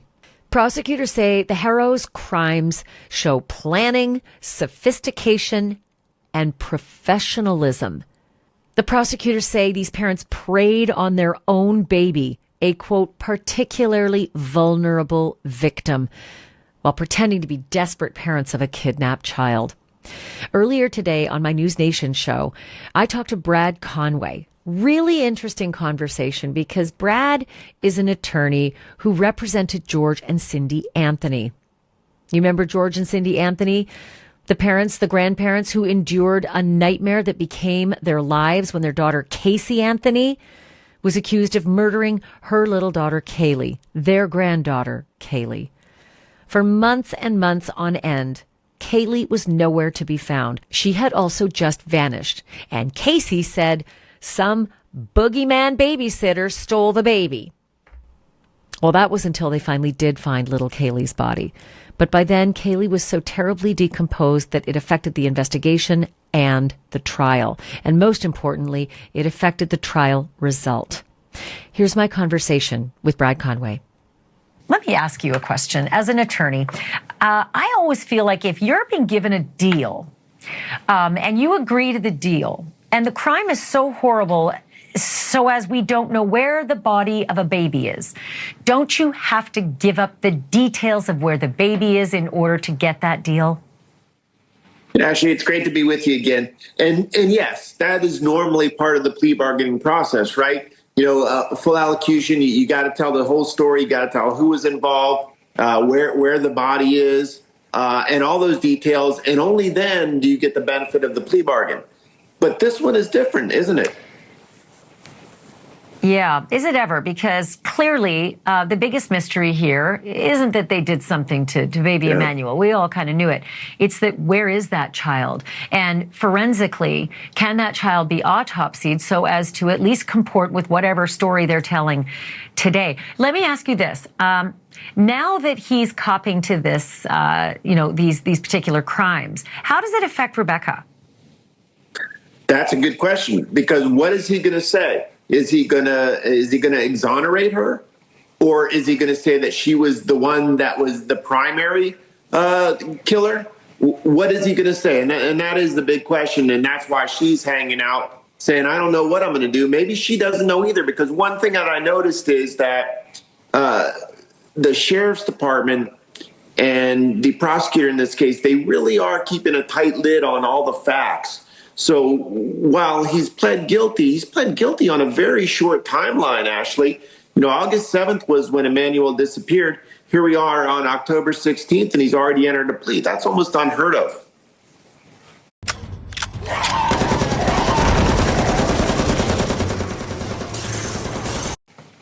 So do the prosecutor, I mean, listen, you and I lived through Casey Anthony. It's where we met. And it's funny that you should be on because, we just had Mark Eiglarsh on as well. I met him during that trial.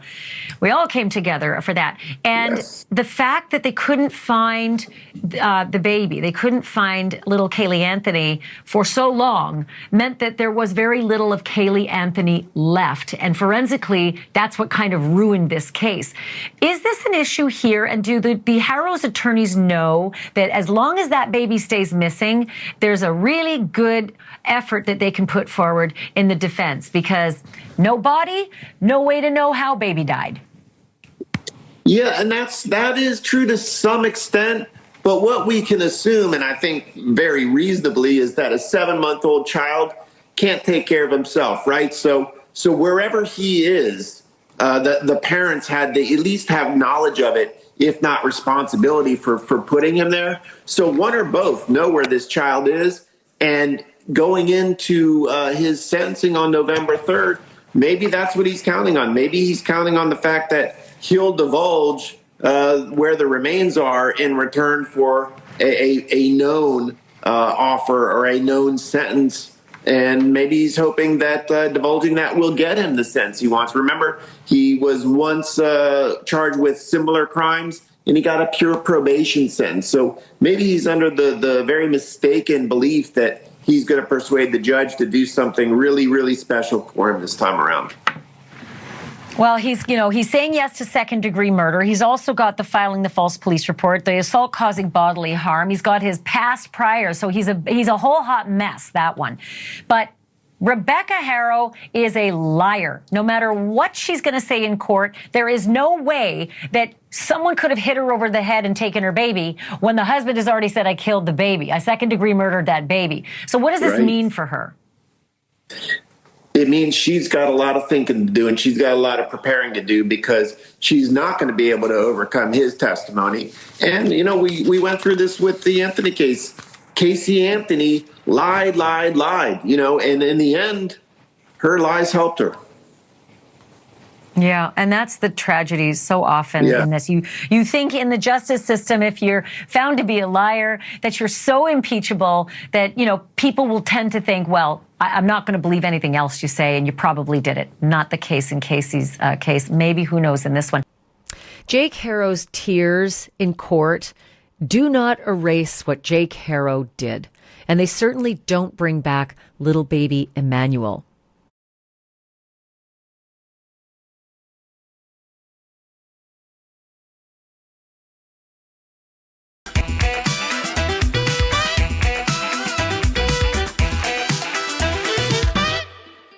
Honestly, I tried the new bearskin hoodie, and here's the truth. This fleece is thick. It's made from 340 GSM of bearskin vote. Well, Cornyn ended up being the 60th vote after a little bit of a flight delay, I'm told. Where are we at now, Senator? So let me explain the process. Last night we had... I'm Pastor Alan Jackson. We've had the privilege of partnering with Charlie Kirk and Turning Point USA. It was an honor to stand with them. All of us are grieving Charlie's absence. But here's the reality. We have an assignment. We're not stopping. We're going to continue forward with what Charlie invested his life in. Now it's our turn to lead with faith. We're going to make an impact in this generation for the kingdom of God. We have some resources for you. You can go to alanjackson.com/Charlie. Together, we're going to make a difference in this generation. We are joined by Senator Mark Wayne Mullen, Senator from the great state of Oklahoma. Senator, welcome back to the show. Thanks, brother. Thanks for having me. Yeah, absolutely. Thank you for making the time. I know you guys are in the middle of it in the Senate. The negotiations are ongoing. We had that big vote last night where it was a procedural vote, a test vote to see if we could get to 60 and get to cloture. Where are we at now? Jackie Rosen was that 60th vote. Well, Cornyn ended up being the 60th vote after a little bit of a flight delay, I'm told. Where are we at now, Senator? So let me explain the process. Last night, we had a motion to proceed to get on the bill, which invoked 30 hours of debate. Once we finish that 30 hours, which, by the way, the House can, or the Democrats can give back that time anytime they want to. Once they give back the time or the clock expires, we have to have a motion to amend the House CR because we're changing the date from November 21st to January 30th. And then we're taking out 3 CR bills because we CR'd all 12, CR continuing resolution on all 12 bills. We're replacing them with 3 of Trump priority bills, which is MilCon, military, ag, and ledge. And so we're going to CR 3 bills, put in 3 funding bills for President Trump. And then once we do the amendment, we have another 30-hour debate, which could technically take us into Wednesday. I think they will yield back all their time, and we'll wrap it up tonight. The House will have to come back and vote on it probably sometime on Wednesday, and we'll reopen the government. So break down the basics of the deal, Senator. So I know RIFs were involved. I know a guarantee vote on the ACA subsidies. Who's getting what in this exchange, in this barter deal? Well, there really wasn't a deal that we struck. What we offered them was a guaranteed vote on ACA, but we offered them, which is affordable health care, which is unaffordable. We can break that down anytime we want to, Andrew. But what we offered them a guaranteed vote, not an outcome, just a vote back in October 16th. So we could have opened the government weeks ago. The RIF was really the White House. We didn't offer that. What happened with the RIF, which these are all the employees that were fired since October 1st, so basically since the shutdown, the President Trump and the White House offered Tim Kaine to put these people back on payroll, but only until January 30th. So that doesn't mean they can't be refired. Well, that just means they're going to get their back pay and then make it through the holidays, and then they can still be deemed unessential and let go and shrink the size of government, which will probably be what happens. So yeah, I was going to say. So what happens at January 30th? Is it an automatic go back to what Russ Vogt and others had accomplished with these RIFs, which are reductions in force? Just in case the audience is wondering what RIFs are. That's culling the herd in of the federal bureaucracy. So what happens on January 30th?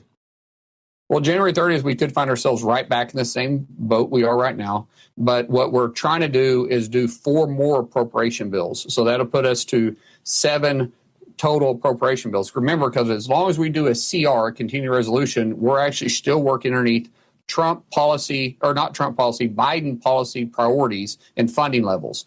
What we want to do is get away from that as much as possible and work with underneath Trump's policy in his appropriation levels, which is significantly less than what the Biden administration was. So January 30th, we're going to try to do 4 more appropriation bills. That'll give us a total of 7 appropriation bills. That, because of the size of those 7, it's about 87% of the government funding. And then we'll probably go ahead and CR, continue resolution, the rest of it. All the way, our plan is to get it, instead of it running out October 1st, we're going to try to push it until December so we can get it past the midterm so the Democrats can't use it as a leverage point once again in October 1st. Hakeem Jeffries is vowing to keep the fight going in the House. I'm not sure what his options are there. How? Yeah. That's exactly how. He doesn't have the votes. We'll play it. I haven't seen it yet, Senator. We'll play it. 99. So as House Democrats, we know we're on the right side of this fight, the right side of the American people.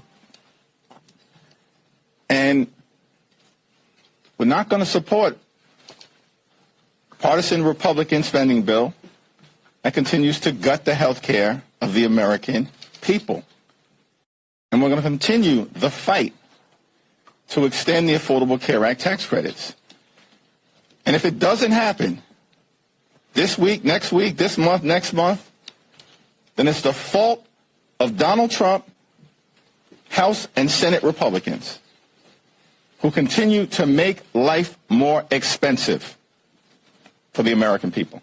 Is investing necessary in this era? Remember when a Big Mac cost $2? Now it's $8. This price increase isn't unique to fast food. It's happening across the board. Inflation affects all of us, gradually reducing the purchasing power of our money. This realization led me to explore investing, particularly in high dividend stocks, as a strategy to combat inflation. That's when I discovered Moomoo, where investors can trade stocks, ETFs, options, and more with zero commission. There are lots of useful stock analysis tools on Moomoo to help you analyze market trends, such as technical sentiment and trend projection. They can give you instant insights into buying and selling signals. But that's not all. Moomoo is packed with features like their industry chain, unusual options activity, and an earnings calendar. All right, so I have like 1,000. I have 1,000 issues. There's so much to unpack there. Yeah, go, Senator. You're the guest. Go ahead and do it. Okay, let's first of all, he called it affordable health care. Affordable health care is absolutely a joke. President Obama promised that health care premiums are going to go down 25%. They're up 221%. All the premium tax credit did was trying to extend an increase that the health insurance company said they were going to have to increase premiums during COVID. The Democrats voted unanimously. Not one single Republican voted for this in 21. Democrats did it completely by themselves because Nancy Pelosi was Speaker, Chuck Schumer was leader in the Senate, and Biden was in the White House. They purposely made it expire in 4 years. So they could have made it permanent if they wanted to. And for them to say that Republicans own the high cost of affordable health care, it's completely unaffordable. They know it's a mess. It's a complete talking point. He wants to talk about they're not going to support these funding bills. Well, what about the military? See, a lot of his members have military bases in their districts, which, by the way, also have federal employees, federal contractors that work there, too. And not just to mention the men and women that are serving the great nation. He's not going to be able to hold his team together. But really what's happening here is Hakeem Jeffries wants to run for president in 2028. And the guy it knows that he has an opportunity here, so his base demands him to do this.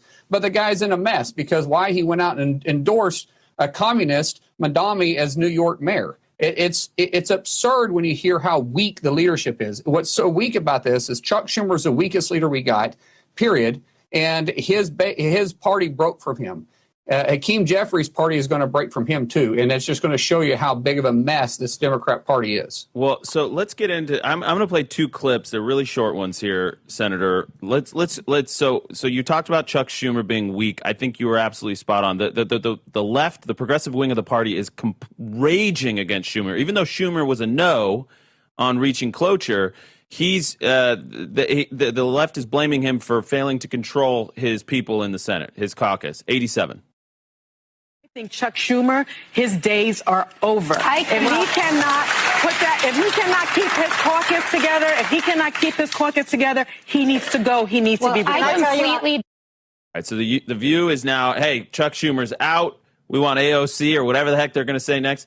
But then listen to Morning Joe here, Senator. He's basically saying, like, this was a success, actually, even though, this thing is about to go and we're about to reopen the government without getting all the things we want on the ACA subsidies. But it was a success because guess what? Nobody's talking about crime anymore. Play cut 86.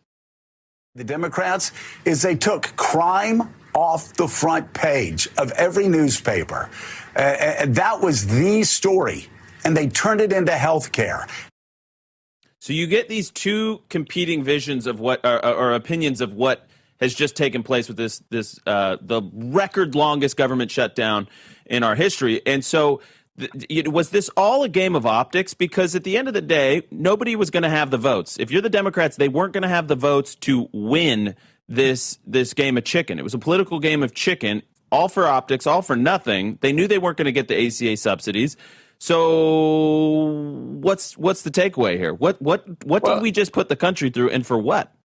It was all about politics for them. Republicans were trying to use policy. We're trying to have sound policy moving forward. Politics was all the Democrats were doing here. This was never about the $1.4 trillion for illegals. If you remember, that conversation went away weeks ago. What this was about making sure their base was ginned up for the No King rally. They were planning on reopening the government. When they realized they couldn't reopen the government because they knew November elections were coming, they, quote, they said this to me because I was part of the negotiations, we can't reopen. Chuck Schumer said that he'll release the handcuffs. That is a quote, release the handcuffs once the Tuesday election is over, because they were afraid their base wouldn't show up to vote if they did it before that. There was 13 Democrats that agreed to vote to reopen the government. Now, what's really interesting, what The View said there is The View said that Chuck Schumer's days are numbered. Well, he's not up for re-election in 28. I think, because Madami, remember, he's not a natural-born citizen. He just became a citizen in 2018. I think they run him against Chuck Schumer. He doesn't stay in New York 4 years. He runs for Chuck Schumer's seat and wins in 2028. And AOC is trying to get on the presidential ticket either as a VP or as a presidential nominee moving forward. Talking about Joe, here's how ridiculous Joe is now. Joe is not wanting to actually talk about facts. He didn't say crime was down. He said they took it off the front page. Bingo. So he's playing politics too. Here's a reporter that's supposed to be reporting the facts, and he's praising the Democrats for using this gimmick by holding the American people hostage or as leverage points for over 40 days, crashing our economy. Our GDP was at 4%. It's down to 1%. We have more flight cancellations today than we ever had in the history of the United States, with the exception of 9/11. And he's praising it as a success because they took crime off the front page. This is absurd. Yeah, that's it nothing boils this down or distills the essence of what just happened more than that. It is all for optics. It doesn't matter, like you said, that crime is actually down. It just matters what are people talking about. It's all about political leverage and optics. And I actually tweeted this out this morning that there is no moral high ground here. The tell is in the reaction to what just took place. They didn't get their ACA subsidies. They knew they were never going to. We have the votes. They don't. So as long as we keep our caucus together, there was never going to be a situation where we sort of bent the knee and you're like, oh, sure, let's spend another $1.5 trillion that we don't have. And yeah, of course, there's going to be some illegals and some people that Joe Biden let in that should not be getting that taxpayer money. And we all know that's the case. You proved it last time you were on the show. And so it's really infuriating to see that these folks basically held the country hostage for 40 days when they knew they weren't going to get anything because they simply thought they were getting political momentum and leverage out of it. Senator, final word, 15 seconds.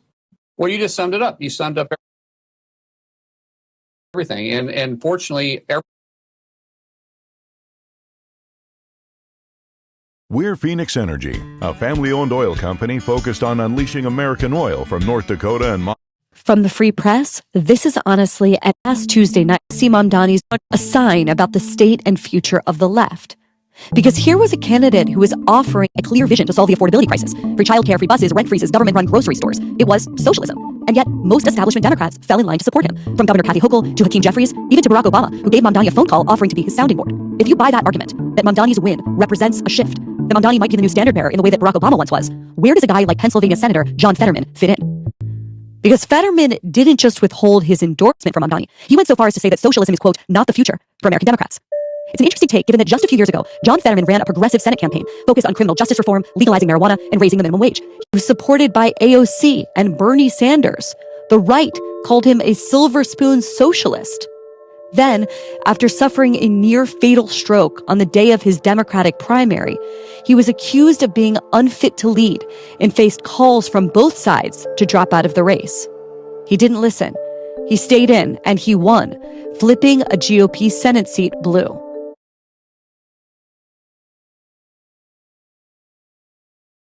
To explain to, a normal American citizen why the deal that was on the table 40 days ago is basically the same deal that's now closing, except over the past 40 days, government employees weren't paid. 42 million Americans risked losing their food security because of SNAP benefits. National parks were closed. Air travel, of course, has been thrown into total and utter chaos. What was the point? Why did the American people have to live through this? Give us your explanation. Well, for me, as a Democrat, our party always believed, and we've always expressed that it's always wrong to shut our government down and hold it hostage. And I agree with that. And then when our party decided that the base kind of demands that, and I voted to keep our government open back in March, and there was significant blowback. but I said, I will be back there in September because I know we're going to return to this conversation. And I don't know how many votes will be there, but I was right. There weren't enough votes, and there was only my only colleague from Nevada and from Maine. We were the only ones saying, hey, look, we want to fight for these tax credits for Obamacare, but this is the wrong way to do it. And I refuse to hold our government hostage. And that lasted for 40 days. And things continue to unravel for America. And for me, the big one was 42 million Americans that count on SNAP to feed themselves and their families. That was absolutely thrown into massive chaos. And the military, they haven't been paid. All of these unions and people that protect us here in the Capitol haven't been paid.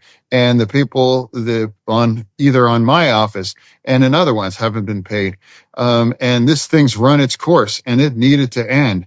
And finally, there were 5 more of my colleagues that decided that they knew that they were going to get blasted. And now, right now, when we are taping this, I have members of my party on the floor, effectively attacking us on the floor for just deciding to saying, we can strongly believe in the tax credits, but this is the wrong way. And we refuse to put our nation into this kinds of chaos. So what people on the other side of the debate, so let's just take AOC as an example, what she will say is, yes, it's terrible that people's SNAP benefits had lapsed or that they were not able to access them. But she has said, and she put this on Twitter, the monthly SNAP benefit is $177 a person. The average Obamacare benefit is like $550 a person per month. This is what she said. People want us to hold the line for a reason, i.e. keep the government shut down. It's not a matter of appealing to a base. It's about people's lives. That's your colleague. What do you say to that logic? The point is like, that's not 42 million people. In my state, for example, 2 million Pennsylvanians are on SNAP compared to a little over 400,000 are on getting those tax credits for now. And so for me, like right now during that shutdown, they were getting neither of those things. They weren't getting their SNAP, and, food is front and center, and that's urgent. I can't imagine what that's like if you can't feed yourself or your children. And now it's not a political game. And a lot of these other Democrats now, unfortunately, are turning it into just a political game.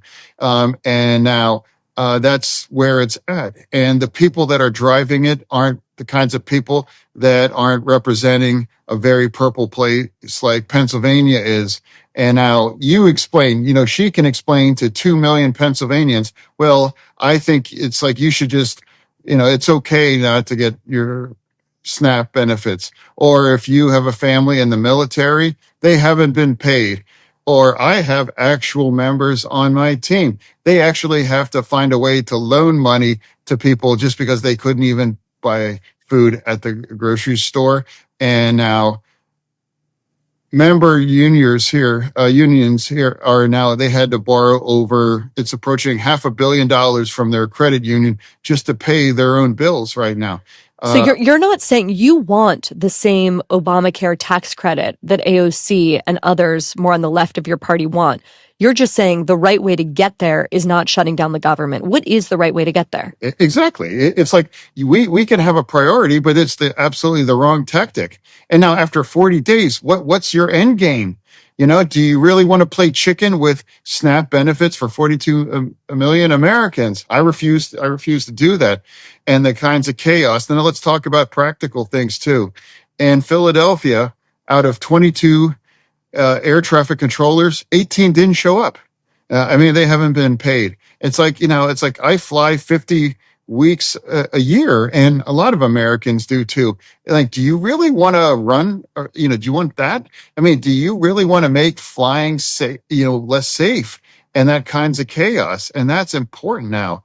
And it's like, we have to remember that there are real consequences for tens of millions of Americans, and for us getting paid And now many of them, you could even join their email list, and they are monetizing this outrage over this.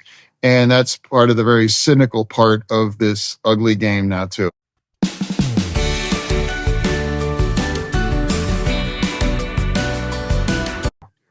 So a lot of people in your party are saying that Senator Schumer should step down over this. Ro Khanna tweeted this: Senator Schumer is no longer effective and should be replaced. If you can't lead the fight to stop healthcare premiums from skyrocketing for Americans, what will you fight for? Gavin Newsom, obviously looking toward a run in 2028, said this: tonight's Senate vote on the federal government shutdown would have been a time for strength. Instead, we saw a capitulation and a betrayal of working Americans. The American people need more from their leaders. Does Senator Schumer have your continued support? Well, I mean, he's our leader. And now I think he's discovering that he can't really kind of buy back in his graces with parts of the base. Now, even now he has agreed to vote to shut our government down. And now they're still calling him that he has to go. I don't really spend any time worrying about or thinking about what Governor Newsom thinks. But now for me, it's like this was the right call. And this is the battleground representative here. And, you can't troll your way to explain to 2 million Pennsylvanians that they can't count on their SNAP benefits. I refuse to play chicken for people. And I guarantee you, they're all monetizing this outrage. And who gets the $1 million? It's not the people not getting their SNAP benefits. Let's just take the other side of the argument. Most people, because the Republicans control all the branches of government, felt like, if you weren't paying close attention to this and you thought to yourself, why is the government shut down? Well, it's got to be the Republicans' fault. And there's some amazing footage of sort of gonzo journalists going out and interviewing people on the street, and they broadly perceive it as the Republicans' fault because, again, they control the House, the Senate, and the presidency. And so the Democrats, I think, perceive themselves, at least some Democrats, as winning the blame game and feeling like we could go on with this because public perception is so very much blaming the Republicans. What do you say to that?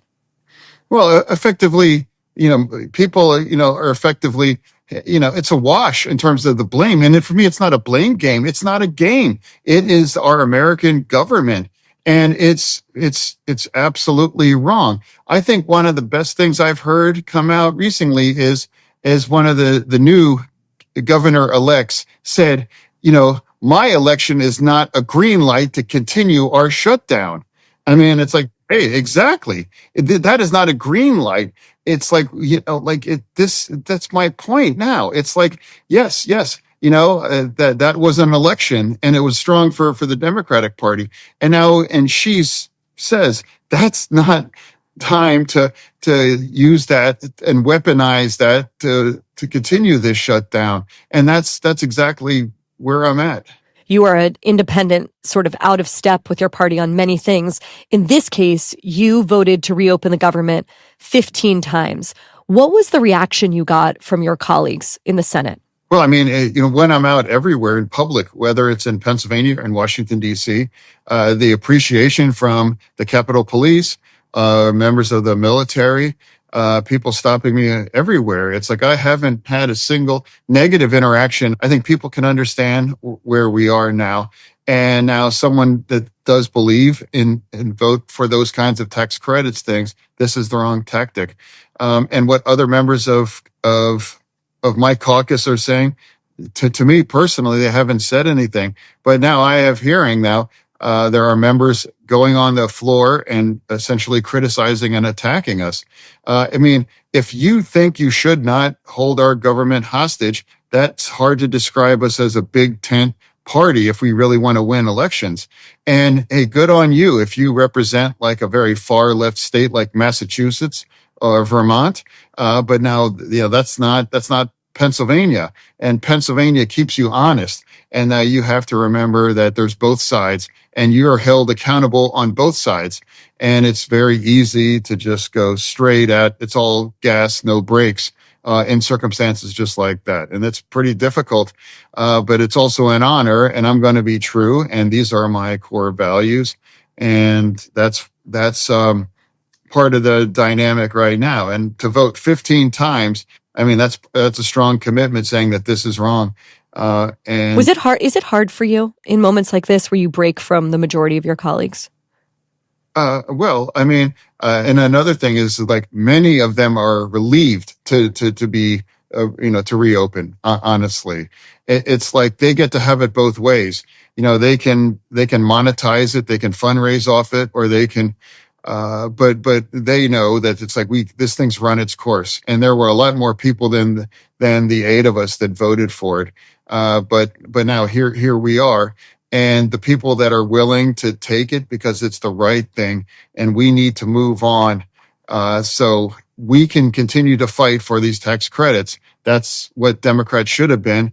And we could have been and not even shut our government down.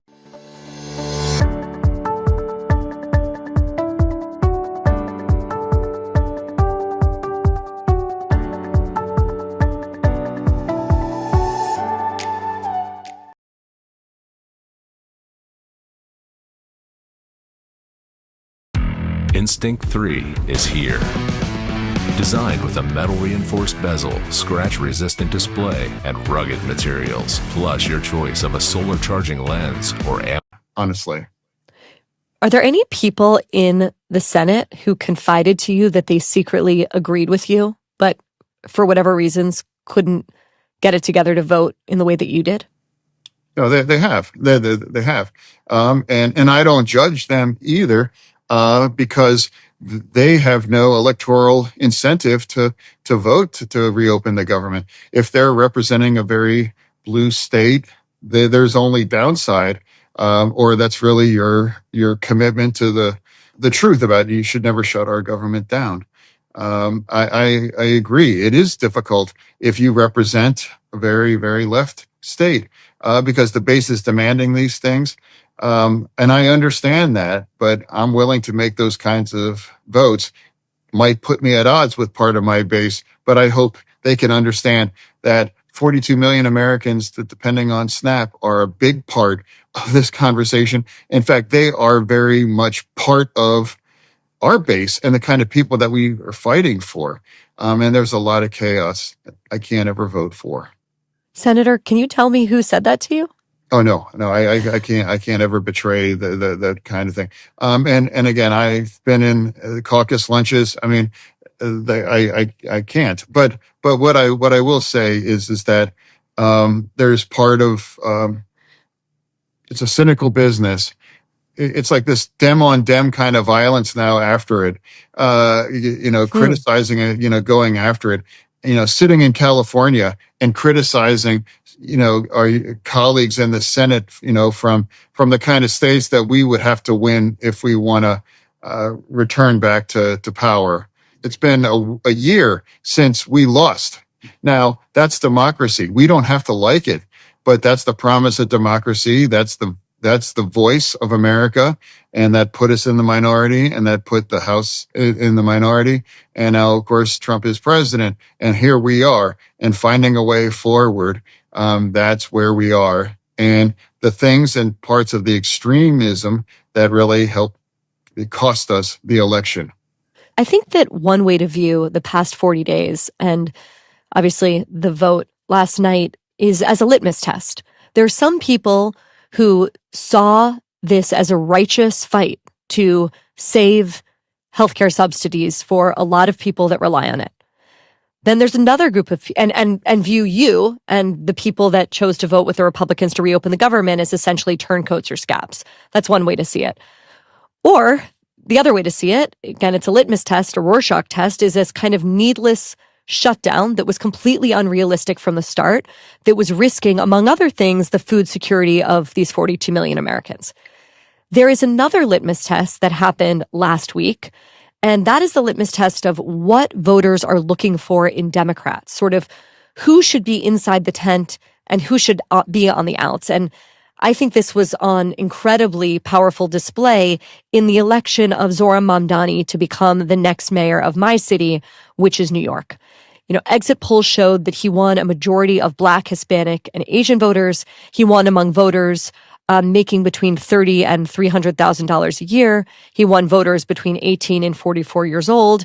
And you could argue he won the future of the party. He built this multiracial, economically diverse coalition. What say you, Senator Fetterman? Is Mamdani an emblem of the future of the party, or is he an anomaly? No, he is the next mayor of New York. And I don't live there, and it has really no impact on my day-to-day life. So if I will respond that is not the future of the party, I'm not offended by it, but I disagree with him on many things. And now for me, as a Democrat, it's like my values are part of the kinds of ideas that wins battleground states. And if you want to do those things, turning to socialism or communism or these other kinds of extreme things, people will remember that, hell, it really comes down to those 7 or 8 states. And the argument's going to be made. And the extremism that you might use or pander with now, they're going to be held accountable. Obviously, you don't live here. You live in my home state of Pennsylvania, which is obviously the best state in the union. But I don't think you would argue with me that he is the politician that is electrifying the left right now. And so I'm just so curious about how you understand his rise. A year ago, no one knew his name. Then he comes to have one of the most important seats, political seats, I think, in American life. I mean, one way to see it is that he won in spite of some of the truly extreme things that he has said about globalize the intifada or whatever. Well, the other way, I'd like to point out he's have to walk back from most of it. And now I'm very unapologetically pro-police, and he's had to apologize and walk a lot of those back. And there's other things that I troubled. And now, I represent Pennsylvania. I don't represent New York City. Right. And now, also, there were both people in that election. One was at one point under indictment, and the other one was run out of office from the president on down. So that was a unique circumstance. And now you have a divided city. And now one of my favorite book is The Ungovernable City. And that was about John Lindsay. And it's a hard job. And it's not about speeches. It's about deliverabilities. And that's what's necessary. And absolutely, I hope he's successful. I would never root against him. But what I'm saying, it's like a lot, you have to deliver for a lot of these things. And that's not the future of the Democratic Party. But what I'm fine with that, because that's voice of New York City. Yo, Philly. Wow. It's Burlington's big deal event. Your store has a whole new look and feel to put you in the savings. But here's what I would say. The Bernie Sanders sort of wing of the Democratic Party, which includes Mamdani, I think we can both fairly say, is, you could argue, doing a better job of speaking to the affordability crisis than the center. And one way to see their rise, the rise of Mamdani and a lot of these other Democratic socialists, is because young people feel like they are speaking directly to the hardships of their lives, that there's inability to buy a home, incredible economic precarity, and, they feel totally cut out of the things that were, for their parents, a guarantee that if you worked hard, you could get these things. That is no longer the case for a lot of people. And one way of seeing the rise of Mamdani and others, and then I promise I'll move on from Mamdani, he's just, to me, a powerful symbol, is that he is speaking directly to what people want. So when he says freeze the rent or free childcare or fast and free buses, that is a very clear set of policy prescriptions, even if you say, and many others say, it's totally implausible. The point is, the left has a clear message. What is the center-left message on affordability, which, representing Pennsylvania, is something that your constituents care a lot about? Well, I'm saying it's like, if we think that's the future of the Democratic Party, how many elections and states in very, very competitive seats for the House and for the Senate, how many he shows up in? Is he going to campaign in Georgia? Is he going to campaign in my state? I mean, I guess we'll see. If that's part of the future, well, then we'll see. But I'm willing to bet that he probably isn't going to be invited to a lot of these very competitive, as there now too. And free for everything. I'm not really sure that's the prescription, either now. For me, New York City is a funhouse mirror of the American national political thing, and it distorts things. And you can produce